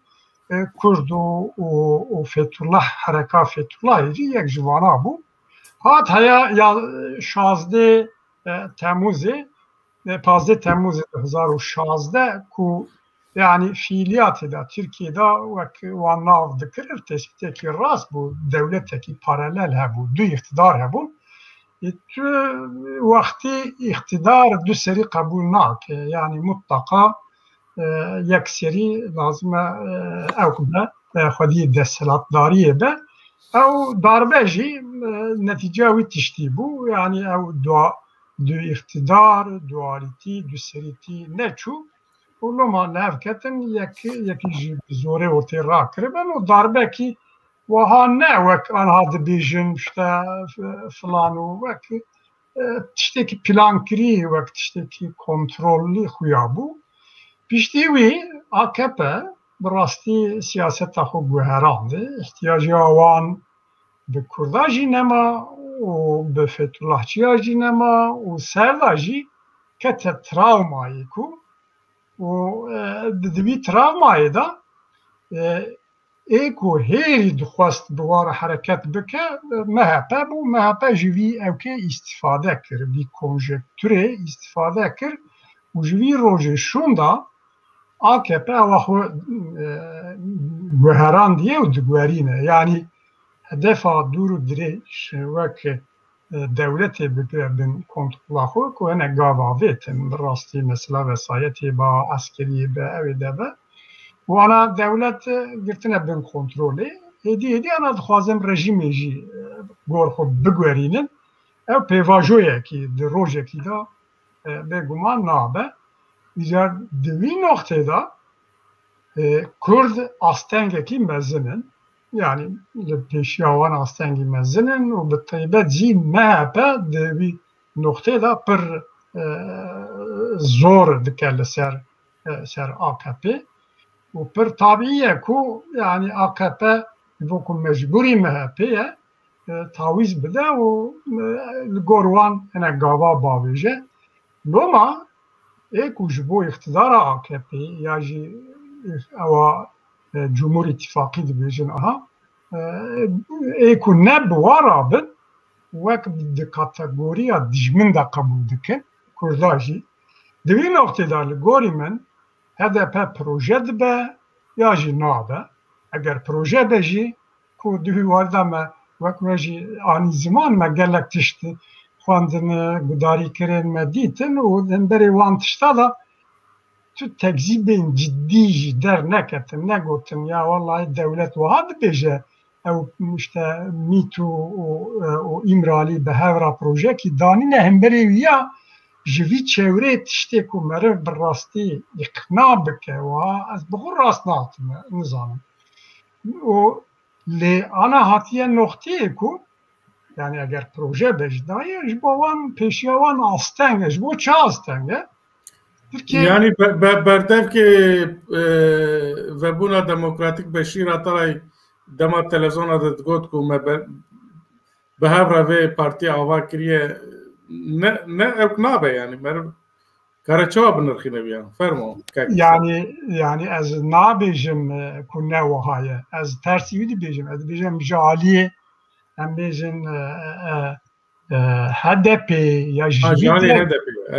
derdorê kesekî rabe wan tiştan bi argumenta tekzîb bike û Kurda kesên wî meselê dişopînin îxna bike ku na ew tiştekî wiha tune ji ber xwe dibêjin wiha heya na ez rast tiştekî wiha nakim tersî wî berpirsyarên dewletê ne tenê Beşîr Atalayê gelekîn hinekîn dî jî gotin û wexta mere belgeyên hevdîtinên îmraliyê da dixwîne wê derê de jî mere bi xwe dibîne yani wan belgeyan da jî ew tişt henin cîna lê anha hatiye noqtê ku Tirkiye ewawa ketiye pêvajoyê ku wek bloklaşmakiyê Tirkiyeyê û ew iktidar wek ew bi xwe yani xwe wek beqa meselesî dibînin yani iktidara xwe ew ji bo Tirkiye werdibêjin ama iktidara xwe wek kirine beqa meselesî û tirsekî travmayekê danin di piştî wî saetê şûnda bi kurdara li hevkirin jî zehmet e û tersî wî hilbijartinekî de eger HDP bigirin jî eger evekî dî jî hebin potansiyelekî mezin heyî ku bi dewletê û bi partiyên dewletê re ne li hevkirînin potansiyelekî 5-6 milyon ana zêdetir jî bûye ku politize bûye yani şart û merj çi dibin bila bibin rê wan wek rên blokenin û xwe kîja aliyê da biçin ev alî ser dikeve û ji îro şûnda bê ku yek hesabî wan tiştan neke Tirkiye de ser nakeve siyasetê de loma heta mimkûn e İttifaka Cumhur ya jî AKP dixwaze pêşiya hinek tişta bigire ku sibê du sibê Kurd bi çi rengî dibin bila bibin bi kîja navî ya jî bi kîja projeyê dibin bila bibin di meclisê da eger mecbûr bibin bi hikûmetekî de di koalîsyonê da ciyê bigin taraf bin ew di hem hundir hem de diwarê navnetevî da tabi pirsekî giran e ji bo Tirkiye û rewşekî wiha da Tirkiye ra nake bi wî polîtikaya xwe jî dixwaze pêşiya wî tiştî bigire dixwazim çend gotina li ser ew ê jî bêjim yani HDP ya jî kîtlak û rê dide HDP gor min dîlama HDP یک ناوخدا دیلما HDP هی یعنی پروبلم ایوانی بخو هی یک جیم به دولت را اگر پروژه به دوی پروژه دا وک Türkiye dixwast rejim dixwast ber Tirkiyeyê da serketinekî heye û ew gavê ku hatin avêtin hene guherandin û tiştê ku tînin ziman ya nîşan dide lê kitla ku rê dide HDP ya ji partiyên wiha kitlekî girsekî Kurd e gövde Kurd e li gor min di wî noxtê da meriv gerek baş tespit bike. Gövde Kurd e bes mejî ne Kurd e. Problem, dilema divê dirê da HDP ne îro kek Selim tu bi Swêdî divê dilema nizam bi zimanê yani dubendî baş e. Yani dubendî belki kurmancıya mijî têr nake de ne kurmancıya te baş e fermo ne kurmancı yekî Kurd zaza ancak ew qasî na qestamın em bi Swêd dijîn em elmî newê gotine yani dubendî baş e yani belki temaşevanê me welat fehm nekin rast e yani problemê wan zehmetiya wan ya jî bi Tirkiye zê bêjim îş çelişkiya wan a bingehî a HDP û partiyê ku berê jî çêbûn ez dubare dikim govde yani kesên ku rê didin Kurd in lê me jî yani ê ku îdare dikim ev wek Tirkiyeyê yani ez nabêjim wek Tirk jî lê wek bi mêjiya Tirkiyeyê hereket dikin ev problema HDP serî da HDP wê dî jî ji ku meriv ew dibîne yani ew newroza dawiyê em ê dest pê bikin kitla mezinê ku bi coş diçe wan ew ê newrozê pîroz dike di dilê wan da Kurdîtiyeyî rohê Kurdîtiyeyî Kurdistanîtiyeyî serê wan da welatekî azad serbest û heta serbixwe heye dixwazin zimanê wan û nasnama wan û tiştê wan bi her awayî wek Kurd bê qebûl kirin bi wan hişmendî bi wî hîsa bi wan daxwaza diçin wê dirê û dikevin bin wî barê jî em bêjin min bi xwe gudarî kidir carekî kongrekî em nizanim hep bû dep bû çi bû li Ankarê bi otobüsa ji Hakkari'ye bigirin, Şırnak'ı bigirin, Diyarbakır'ı her biri insan haline û salon tijî kirine têda ew jinên bi Emirê Kurdî bi ew şefiya xwe çi dibêjin kofî dibêjin kofiyên xwe û kalên bi rû hecî û hemû rûniştine hene ê ku derdikevin kursiyê yani mêjî Mîsaqê Millî dibêje demokratîkleşme dibêje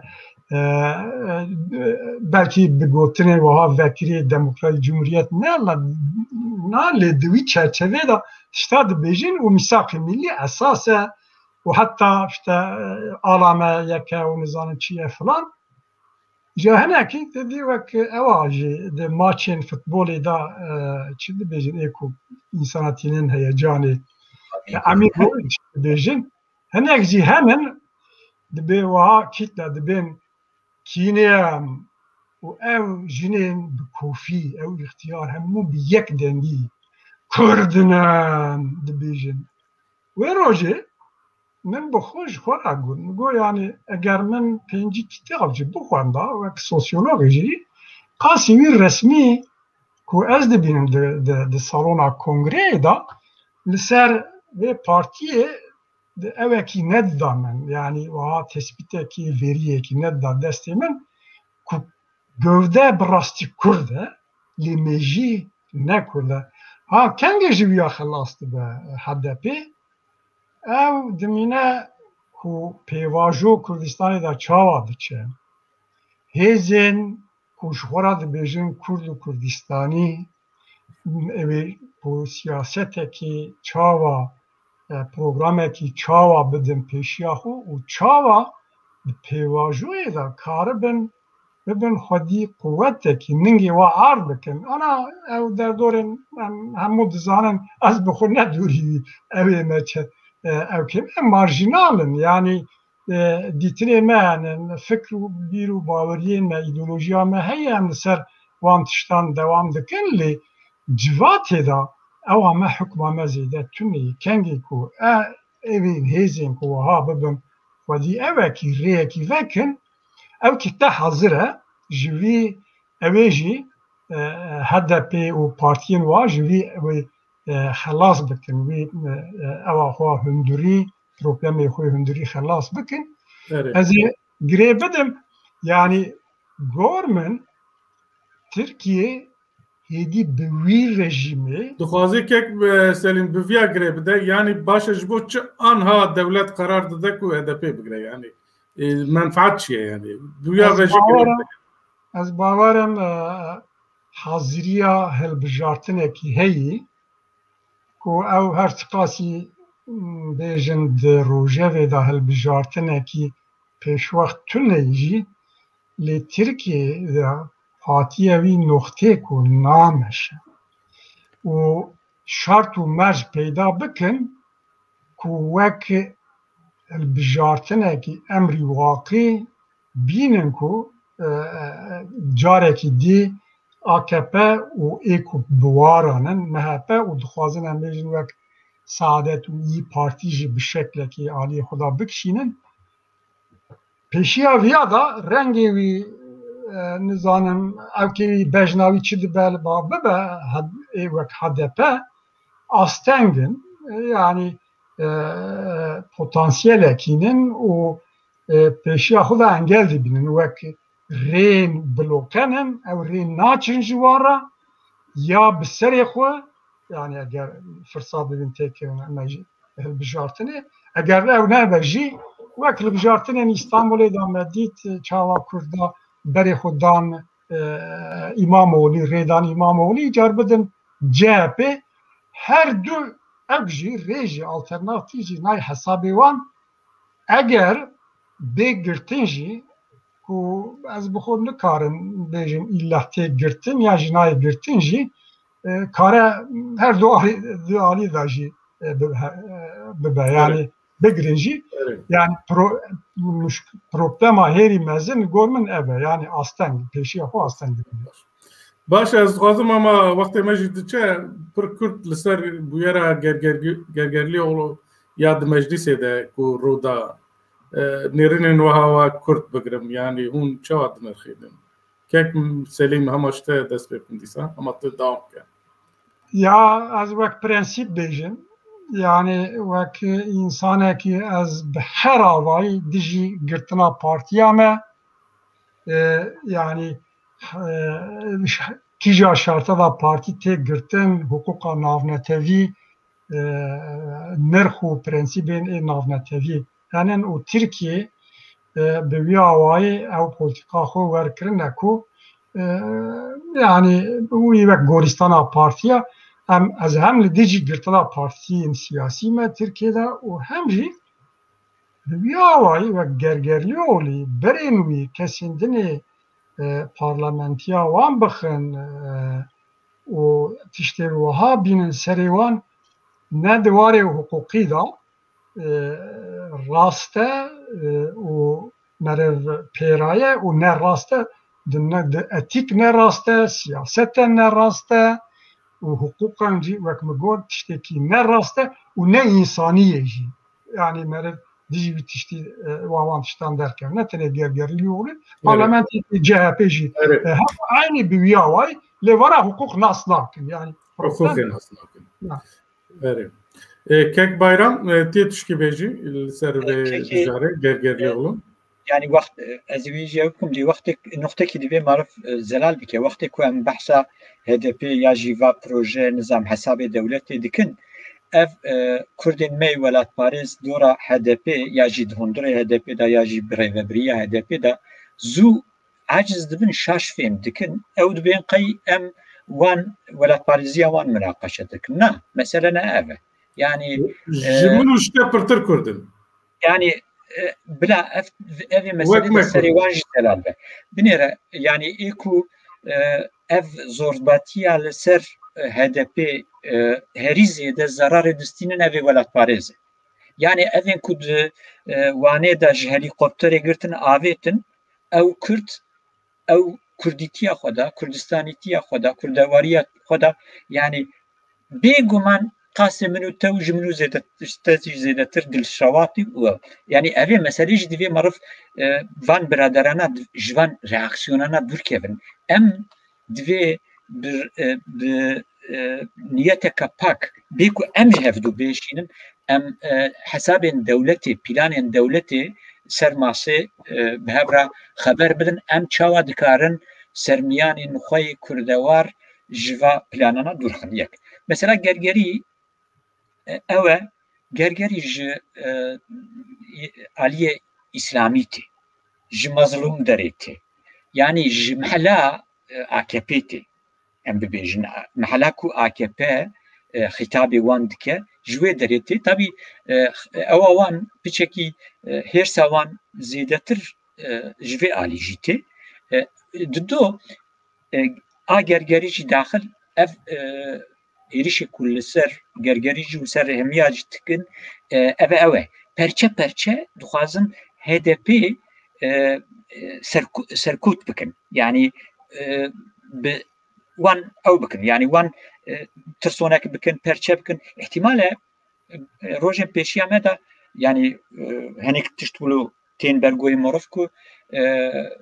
ايهان بيلجن ج حفسي دركه او بخوجي هندك انسياتيف دست بكريت چونكي او جاليه اسلامي و تي چونكي اوانا كيكو تشتين سر HDP تينا كرن تشتين في دمي دكن اوانا نه مثلا اوينه مثلا حق وحقوق ونظام افيشانن يعني بحزارة بصدا انسان الولاد باريس بيغنا يعني ده وقته بجارتني دا بشته بجارتني دا انها يعني ظلمه كل وان كرن وان خصنا حبسخانه زندانه يعني ظلمك زياده كرنا ابيها ارمان جاوي همي اوكو يعني هالبجيرين كردين كوبخوا شياره وان بتشافتر ساي بكن وان جهفدو بخن ونهيلن كو كرد دفي بيفجويا هالبجارتني كو يا سياسي دا ببن قوتكي ببن مركزكي بلا همي كرد سرفي مسألة أساس بفكرن كاوي تشاوب كاربن بلانكي لدرفي دجي في تشتي بيك بينن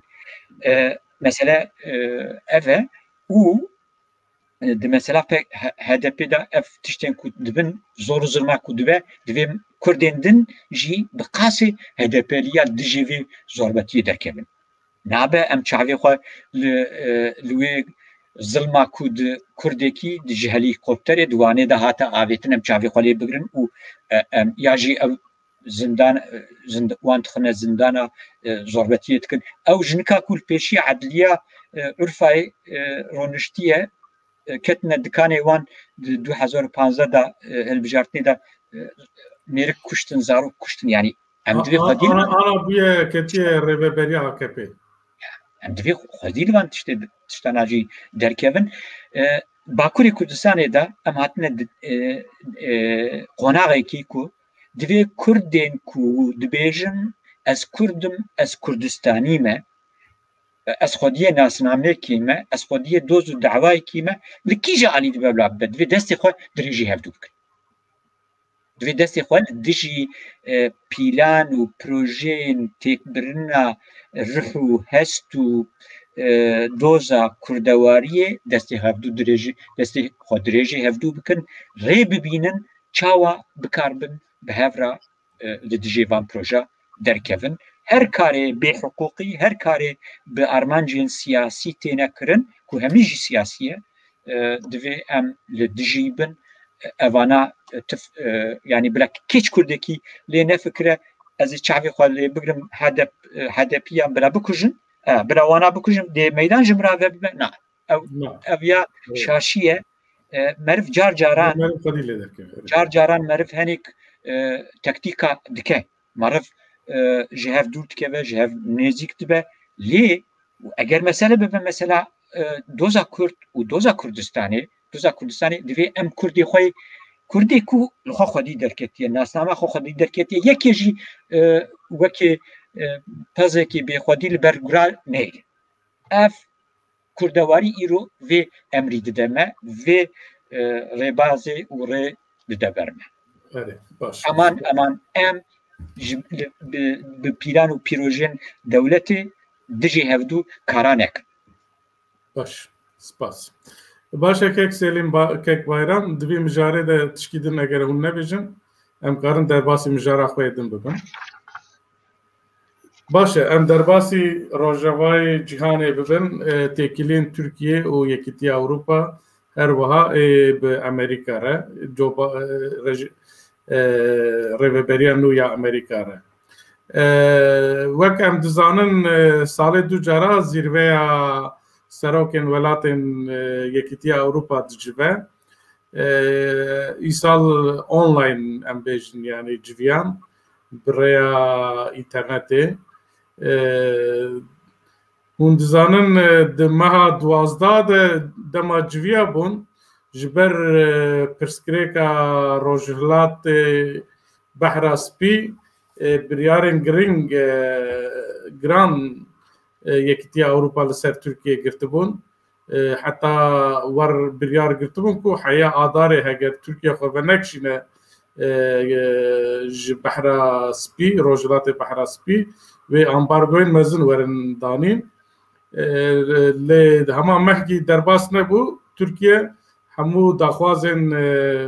Yekîtiya Ewropa bicî kirin hîn di meha yekê de Yekîtiya Ewropa hin biryarên xwe sist kir li ber Tirkiyeyê di zîrveya vê heftê de jî rojevek jî Tirkiye bû di vê zîrveyê de bi rastî hin biryar hatin girtin mesela van biryarên ku meha 12 hatibûn girtin hatin betalkirin û Tirkiye jî ji vê memnûn cara ewle ez bi xwe dibînim ku Yekîtiya Ewropayê de biryar tê girtin û Tirkiye memnûn dibe bi rastî memnûniyeta xwe diyar kir lê ez jî bi rastî gelek sal ez taqîb dikim cara ewle ez dibînim ku Yekîtiya Ewropa mijara demokrasiyê mijara mafên mirovan nêrîna azad vana xistiye beşa duyem ku gotiye em ê di rojên pêş de taqîb bikin li ser vana nesekiniye û weka ku li Tirkiye daxwazê Tirkiye çi bin li gor wî biryar girtiye ez nizanim yanî Tirkiye êdî Yekîtiya Ewropa naxwaze pirsgirêkên rojhilata navîn bibin pirsgirêkên wî wek mijara ku herî mezin bû wek a penabera wana hema ez dixwazim ji we bipirsim ev biryara Yekîtiya Ewropa hûn çawa dinirxînin kek Selîm ez te dest pê bikim vê carê Ya kek me dî wextê me jî hindik mayî Kurd ez bêjim yanî bi rastî ev zîrva serokên welatên evkê Ewropiya ya jî Yekîtiya Ewropa yani ne sürpriz bû li gor min ne sürpriz bû merev ji çi derdixîne yani ev tiştên ku hê daviya sala 2020 da welatên Yekîtiya Ewropa münaqeşa dikirin li ser Tirkiye texîrkirin hîştin çend mehê dî û dûra hîştin meha adarê xuya bû ku wana dixwastin binî da bi dîplomasiya dizî hinek tişta nav xwe da hal bikin li hev werin nav xwe da hev werin wî manê da yani em li vir çi bêjin ji bo ku destê me da tiştên zanyariyên wiha somut konkret tunenin em ne dewletin û ne xwedî kanalên wihanin ku dîplomasiya ku di nav dewleta da binî da dimeşe waqifî wa tişta bin em tiştê ku derdikevin rojnama da kanala da li gor xwe dixwînin û şîrove dikin lê tevî viya jî zîrva Ewropa bi Kurtî ez bêjim yek yani ne sürpriz bu lehvatine ki binida çi bu binida zemin hazır kirin bi Türkiye lehvatın diviya da Avrupi benda helbijartina Amerika bu benda o Biden bu و پشتی کو بایدن هات بجارتن جو بایدن از بخور باورم کو به امپوزا امریکا بایدن جی امریکا یکتیا اوروپا به ترکیه دا به شکل کی دبنی دا به دیپلوماسیا دزی لحو هاتن حال سر چه اساسی لحو هاتنه او جمرا تاریه لی تشتی کو جمرا نتاید امکارن جی نتیجه درخینن یک وکو تج دیار کرد yani mesela pırsa demokrasi و mafi مروا و ev derece dünyada pırsa Kurd qat bahs nekirne naxwestine li ser dibek û navxwe peyvîne münaqeşe kirine lê nexwestin li ser vî tiştî bi Tirkiye ra tiştekî bikin bi taybet di pêvajoya îroyîn da pirsa ku Tirkiye bi nerhat dike aciz dike û ketiye travmayî pirsa Kurdiye û eger Tirkiye ji Yekîtiya Ewropa ji Amerîka jî dûr ketiye pirsa Kurdiye Amerîkan û ev ekiba Joe Biden jî vîya fêm dike dizane û Ewropî jî xwe dizanin ama nabe ku em car di vî rewşekî wiha taybet te ku Tirkiye bi ew politika xwe navbera Rusya û Ewropa Amerîkayê heya ana wek şantaj ajotiye em bêtir ew bikin ku ji me dûr keve û dibin kontrola hinekî dî Rusya evê dabe em pişo bikin ez wek politika pişo dibînim bi Tirkiye ra di vî menê da pirsa Kurd rojevê da natiye rojevê pirsa mafê mirova demokrasiyê de evê daye çi dibêjin askiyê daye tirkara natiye pêvandin lê meselên stratejîk da li hev kirin çi ye çi meselên stratejîk rojhilata behra spî û çavkaniyên enerjiyê ew ji refleksên Tirkiye jî xuya dibû ku xuya dibe ku sozdan û girêdayî bi wî sozên ku daman dan Amerîka Ewropiya û ew îqna kirin han di vî çerçevê da dibe ku heya Libya bigiye ya jî qismen Sûriyekî pêşaroja Sûriyekî çawa be ew jî tê da lê dervê wî tiştekî dinê jê derneket û bi Kurtî ne Amerîka ne jî Ewropa Yekîtiya Ewropa naxwaze here ser Tirkiye xwe dûr bixîne zêdetir û hele Tirkiye vinda bike ya qet nafikirin û naxwazin û bi wî girêdan Kurd gerek hesabê xwe ser wî noxtê bikin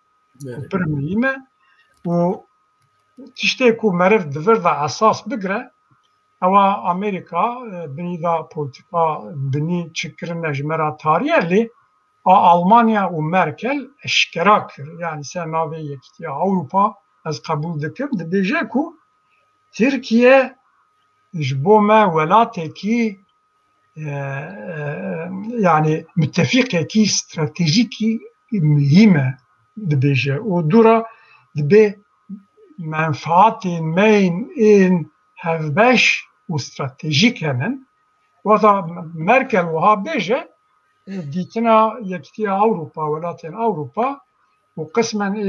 ew ê jî Amerîka jî dide der ku dan Merkel gotin li gor min tabi eger dûra wexte be meriv dikare çima Almanya û çima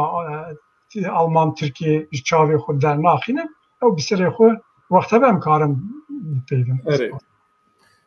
kek bayram weka kek Selîm jî got Merkel xuya hêzeke pir mezin e وان بریارن یکیتی اروپا وان داوی دوی زیروی ده هاتن گرتن گلو یعنی یکیتی اروپا وک سازیه که بروکراتیکه مردوقه ایکی بریار دادن هنه کدنن وک ماکرون وک مرکل جبو چه اوقات پر یعنی ترکیه دخوازه کو عاجز نکه یعنی جی از چوا بیجم گریدای وان بریارن کو یکیتی اروپا گرتنه و داویه و هلوستا مرکل فرمو تو چود بیجیم نها از وی بپیشم جارکی یکیتی اروپا سر ترکیه اولو پر بریاره که جدی و نو نگرتی حوالی ما یکیش خو بریاره خصص کربو yani maha yeki u iroji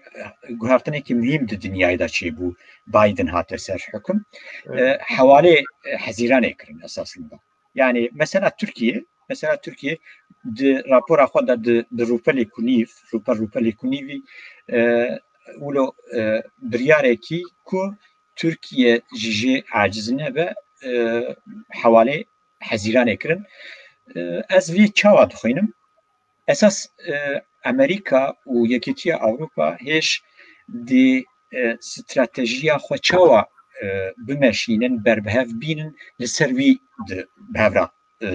dişêwirin dixebtin tu zanî vê arê de cihîna NATOyê jî çêbû yani NATOyê de jî çêbû li wê derê NATO aliyê stratejiya eskerî û berevaniyê de wan stratejiyan xeber dide û ew di ber wî de jî Yekîtiya Ewropa û peywendiyên Xerbî êdin. Yani ev divê yani xwendina min ew e ku heta hezîranê mesela Tirkiye kesê naxwaze zêde ev li bixwirîne. Yani ev biryar jî wisa xuya dike. Meselên navdewletî dike ku divê meriv serê xwe gelekî zelal bike yani esas du faktorên esasî hene yani faktora peywendiyên aborî û stratejîk yani êku şekil didin biryarên peywendiyên navdewletî çi Yekîtiya Ewropa be çi jî Yekîtiya Ewropa û êdin bin ev herdûne vêce îro di peywendiyên Türkiye û Yekîtiya Ewropa û Amerîkada nokta stratejîk yani peywendiya stratejîk bi hevra ew derketiye pêş. Ev meseleyê mafê mirova mesela yani peymana İstanbulê nizam çi filan bêvan evan tiştana hemî em bibêjin rengê ew êne ew tiştê ku va her du arman jî esasî dinoxofînin yani wexta ku di meselên stratejîk an aborî da tiştek li hesabê wan nê meselên mafê mirova derdixin ortê meselê demokrasiyê derdixin ortê nizam çi dikir dîsîn dikin axir Türkiye ji bo Yekîtiya Ewropa jî Yekîtiya Ewropa girîng e Yekîtiya Ewropa jî ji bo Türkiye girîng e her du jî hem yani ji hev xerîbin di warê kulturî û warê siyasî de û lê warê aborî û stratejîk de her du jî mehkûmê hev her du alî jî mehkûmê hevin yani reqemên ew ê vê tiştî dide xuya kir îro Yekîtiya Ewropa di navayê de jî esas Almanya ji bo Türkiye di kirîna mal û xizmeta da jî û di firotina kar û mal û xizmeta da jî carna duyemîn e carna sêyemîn e carna Rusya di vê dorê da cî digore tabii Türkiye cuda ye yani hemwelatiyên Türkiye gelek li wir dijîn carna jî Çîn e niha di mena aborî da هەردوو گرێدای هەبن نقطە دوویە چما ئەڵمانیا هەم سەبەبێک و ئەڵمانیا بە تورکیێرە پەیوەندیەکی ویە دوور و کوور هەیە هەم سەبەبێن ویە تاریخی هەنە هەمجی سەبەبێن ویە یعنی ئەکتوێل ڕۆژانە دەمی هەنە تاریخی چییە یعنی ئەم قەت شتێک دەبژێ بەردن حەیدەر پاشا غاری 2008 چیە بوویە فیلیپ هۆلسمان چێکریە فیلیپ هۆلسمان هێژی لێ دەرێ ئەڵمانیەدا شریکەتە ڕێ و بنێ عەردێ و سەر عەردێ یە هەری مەزنە هێژی هەیە یعنی ئابۆریەت دەبێژی خەتە بەغداتێ کی چێکرد 2003 وەختێ کایزەر ڤیلێمدا چێکرد سەبەبی چی بوون یعنی ئەو وەکە ئینگلیز و ئەڵمانە ئینگلیز و فرانسزە بە عسکەری خۆت منتقێدا نەبوون لێ ب ئەڵمانیا دیرۆکی ژوسایە هەلە تایبەتی ئەڵمانیان و ئیرۆین دوو فاکتۆرە لەڕووی دنیای دچێ یەک ژێ فرۆتنا تەکنۆلۆژیە دو یا زانستیە زانستنا مال و خزمەت پیداکردنا مال و خزمەتێ هێزا ئەڵمانیا ئەڤە هەردوونە هێجا تورکیە ji bo ئەڵمانیا ciyekî gelek mühim e yani ew reqemê ê herî dawî 20 milyar sala 2019 ê ku êdî hatine girêdan yani dünya pê dizane 20 milyar mal û xizmet firotine Tirkiye û ji Tirkiye 15 milyar û nîv mal û xizmet girtine 4 milyar nêzîkî 4 milyar wextê tu vê peywendiyê wan dimeşînî tu dibînî nêzîkî her sal nabeyna 3 û 5 milyar plus yani lêzîdekirî kara Almanyê di peywendiyê evê de heye Almanya çima vê berde ev yek a duya mesela yani ew mülteciya mesela mülteciya mesele ku Türkiye yani rêveke çi tê serê Almanya û serê Avrupa belliye ev jî noxta di duaye bo wê yekê yani stratejik naxwazin Türkiye biçe temamî biçe bikeve hêza rêya dawa Rusya ev îdî Amerîka jî niha di dewrê da ye mesela Amerîka îro min xwend nameyekî ji ew kêra rêkiriye ji Erdogan ra wî jî dawetê xuyaya wê digital çê bibe dawetê yani şandiye çil welatan ra şandiye ya çil welatan ra yek jî ji Tirkiyeyê rêkiye yani evana naxwazin Türkiye ew bibe Almanya û Yekîtiya Avrupa'da tabii xwedî giraniyekî pir mezin e Almanya jî elementa ew ê yani vê rê xweşik kartîne û hem dêle ku Türkiye di nava qewskê de dibêjin bekçîtiya pênebera bike ku pêneber zêdetir vî alî ve nê ew problemekî mezin e seçim pêşiya Almanya heye payizê li vê derê seçim çê dibeke ku vêca ev mesela pênebera rastî gelek meselekî mühim e bo wê yekê anha dixwazin hemî tişt û çekî şûna xwe de bimîne bêle vêca Kurd jî bila hesabê xwe meselên Tirkiyeyê de piçekî ewtir bikin yani wekî bêje pir bi heyecan û hest neçine meselê yani berê xwe bidine İranê jî henekî hesabê Rusyayê li rojhilata navîn jî van meselana jî ew bikin û çavê xwe divê bidine Biden. Evet baş. Rastî wextê me di herike diçe wa bû 2 saet hûn dizanin divê zîrveyê de ene şaş Joe Biden jî online beşdar bibûn wek bêje şaşîtiyên ku Trump dikir li hember serokên Yekîtiya Avrupa وەک بێژێک و ئێدی ئەم بەهەورانە ئەمێ بەهەوراتە بگرن و دڤردە وەزیرە دەرڤە داخویانەیەکی دا گۆ ئەم هین لە بەندێنە کو تورکیەش بۆ S400 دا هەنگاوان باوێژە ئەم لە بەندا وینە لە بەندا تورکیەنە و هون دزان حیانها جو بايدن و اردوغان جي گوتنه جي نه پيوينه دوی وارد جما کرد کاربن اما چند گوتنه اون بیجن ام درباسی مجاره خوی دا و یه ببین جبلاک وقتی مجب راستی درکت چه که سلیم فرما ya mesela S400 da Amerika bernade bu Amerika mesela ki stratejik via جی وقتی را ایشتن و پچکی وقت دان ترکیه ورخیایی کو وقت فکراندنی دان ترکیه کو آنها زیده نچن به ریه کی به پولیتیکایی کی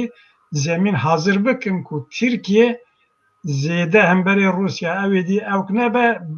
ریه کی ببینه چاره کی جیرا ببینه لی امریکا دوجوی مسئله برندای mesela stratejik mesela NATO'ya o dünya ki daha berbede kutubuni betirdiçe o ev Kurd be nabera Amerika ve Rusya ve Çin o ev mesela girintirdi be yani ligor doji girintirdi be ama Türkiye fırsat Kürtçe fırsat dahi vakt dahi Amerika vakt dahi Türkiye ku وزیر دربی دگو اشکره دگو yani emli bendene gav bağlayacağım. Yani benda konu Türkiye bu beku onura xo beku ev bike reki bibine ev bu ev bine le devje bernadayı bu Kurtiye Amerika. Baş. Kek bayram tu çi beji? Ne mesele nali ez xwazim bara men bikşim ser mesele ki din keko ev jî nehad Şingalê'da stratejiya Garbê a Rojava û ya Îranê şerekî dike. Bo me Kurda esas ew dermihîm e û destkeftiyên li Rojava. Emin hawer mesela Şingalê mi got yani Türkiye Garb bûlo yani Rojavayî NATO bûlo bihêsayî Türkiye dest Türkiye bernadin ez bawer dikim de hezîranê pê ve peywendiyekî çêtir bibe vêca heta wê wextê ew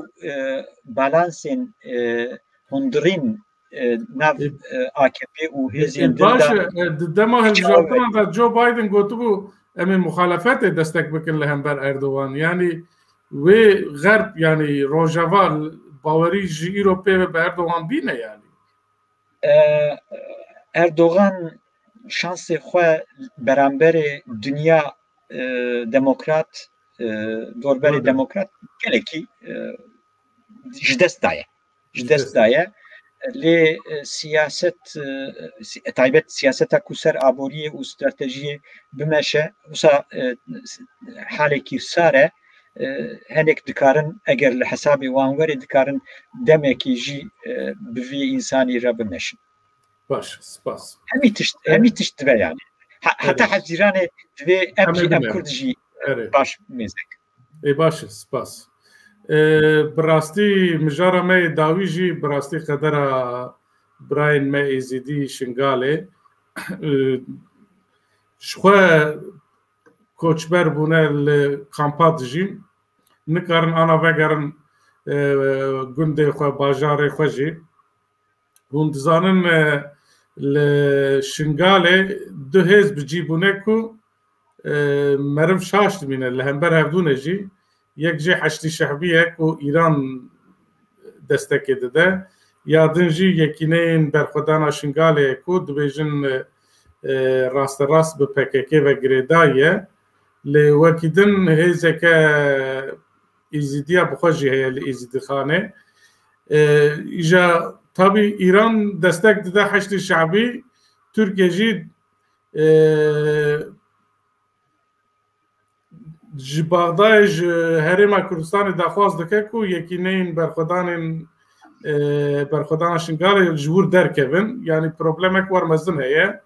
و بغداد جی مها جوتمه جی بغداد و هولر لحف کربون کو او هز جور در کبن و محلت اوی جی دو پیر بو او محلت جبو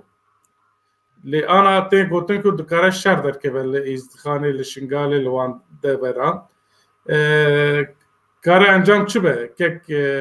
بایرام هم تو دست به بکت دست به کربو مثلا شنگاله که براستی لسر پشتا خوشک براین می ازدی yani şareki pis stratejik lüvedereti meşandın u evj civarı xodben jiyana wan harmiye duan avada ev via peşi bnevi xat bikin veca kija u kengi çire wereditin ku ev xoşku brain me li civarı xoy muqaddes piroz vegerin yani daxwaza me gişaya em wilo bibêjin li şingale kek Mehdi ew کلیتی اوه کلیتی وی قناغ جی لوی دریه نه تنه تابی شنگاله اما شنگال ایرو درکتیه پیش جارنا هفدیتنین حسکی و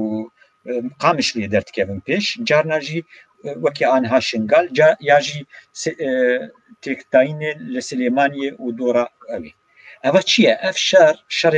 هلال شیعه و شر dervey wane şer stratejiya ku îro Amerîkî û hêzên wan û em Kurd jî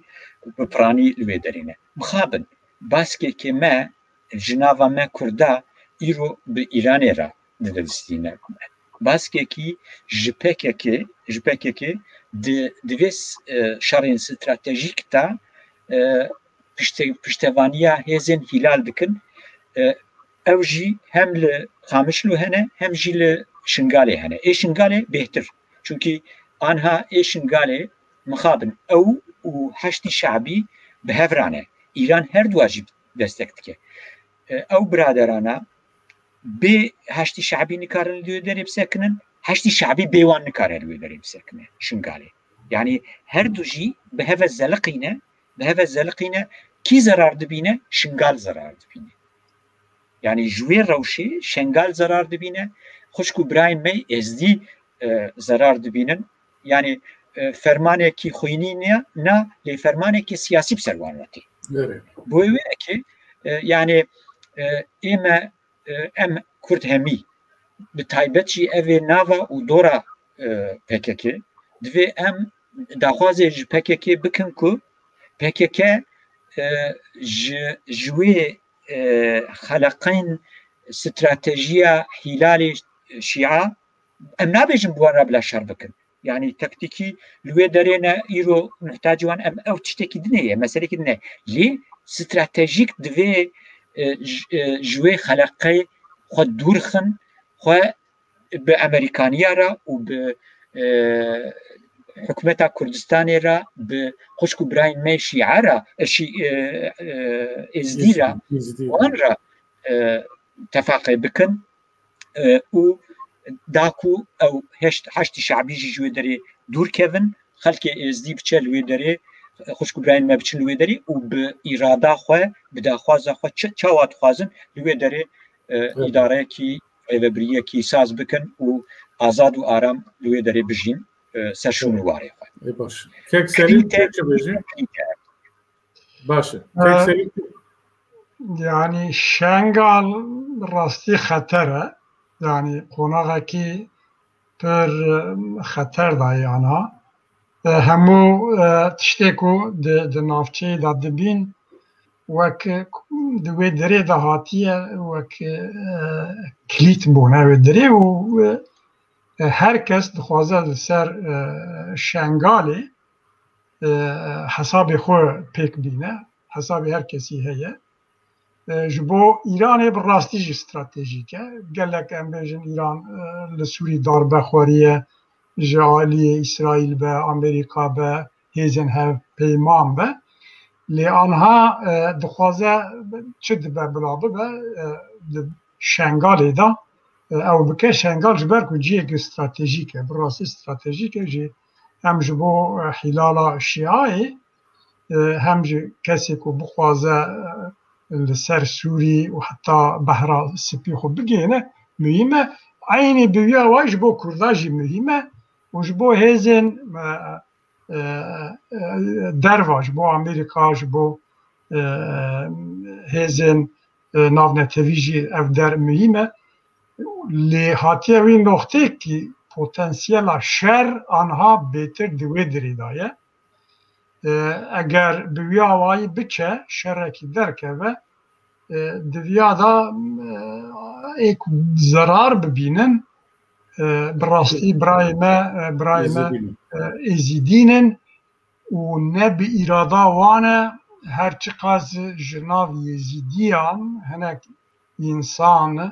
di nav wî evê da bin jî pîlanê da bin jî di aliyê em bêjin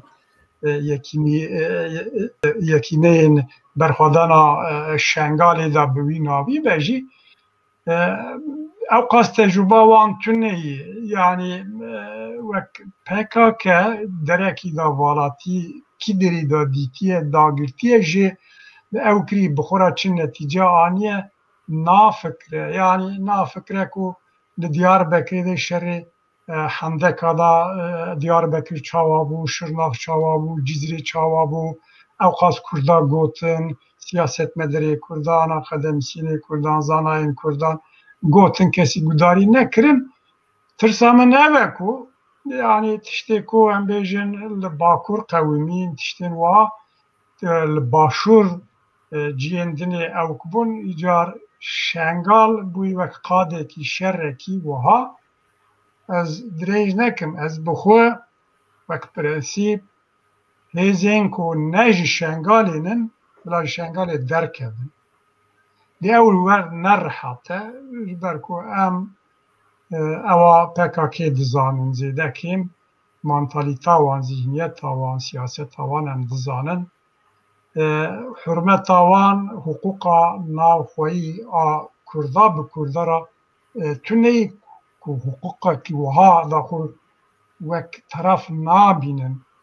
û ew dîsa daxuya kirin ku bi rastî huquqekî me Kurda hêzên cuda cuda hêzên parçeyên cuda me huquqekî xwe tespît nekiriye têkiliyê me çawa bin û di vî çerçevê da em ê çi bixwazin ji hevdû lê tevî viya jî wek min got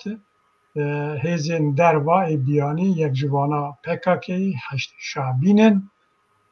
derketina wan e rêyekî wiha çareseriyekî wiha eger bêdîtin a hêrî baş ev e eger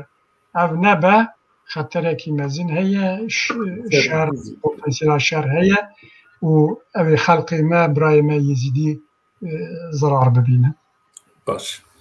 Gelek spas kek Selîm Uzun û Bayram Ayaz bi rastî me got em ê saet 9 deqa de bername xwe bixedin lê we bû 2 saet û 15 deqa mijwar got yani gotin Kurdin Kurd gerek dirêj bikin. Êkî dixwest kim bipeyve tu bûyî te got ez dixwazim pirzû peyve loma jî em ê nikarbin bersiva pirsên temaşevanan bidin bi rastî wextê xwe em pir zêde derbas kiriye ez dixwazim gotinê xwe dawî bêjin û em bername xwe îro dawî bikin ez gelek spas dikim ji bo yani kek Bayram fermo spas dikim bo temaşevana heta niha me godarî kirin spas hêvîdarim şingal bibe li gorî daxwaza xuşk û birayên me êzidî çarekî li wê derê bibîne eger ew li wê derê nebîne divê tesîrê li ser Bakur jî bike li ser başûr jî bike yani em mesela Bakur anha bêjim yani wextê ku şingalê da şer û evek çê bibe li Qamişliyê li hevê hatinek çê nebe li Silêmaniyê ew bibe em ê çawa Bakur Diyarbekirê da bi hev ra ronîkin kek Selîm nabe Spas bo Çarpel Medya, spas ji bo te jî kak Meydî û spas bo kesên rejî danin evîndar û zan jî û spas bo beşdarên me em dizanin em Kurd dirêj dikin lê em ê hêdî xwe fêr bikin. Spas dikim. Baş e ez jî gelek spas dikim ji bo we hûn hatin bûn mêvanên Çarpel Medya Panorama heftê از هیوی دکن گود روزن براسی جی گله خوش در باس بول گوربن روزن پیش تجی امو بکن میوان پانوراما هفته تماشاوان هجا ای روزی امهاتن داویا برنامه خواه پانوراما هفته پیشیامه و هفکارک من دن یه چارپل مدیه و پروگرامه برای و ببه حیا هفته کی دن بمینن دخیر و خوشیده ای بار باش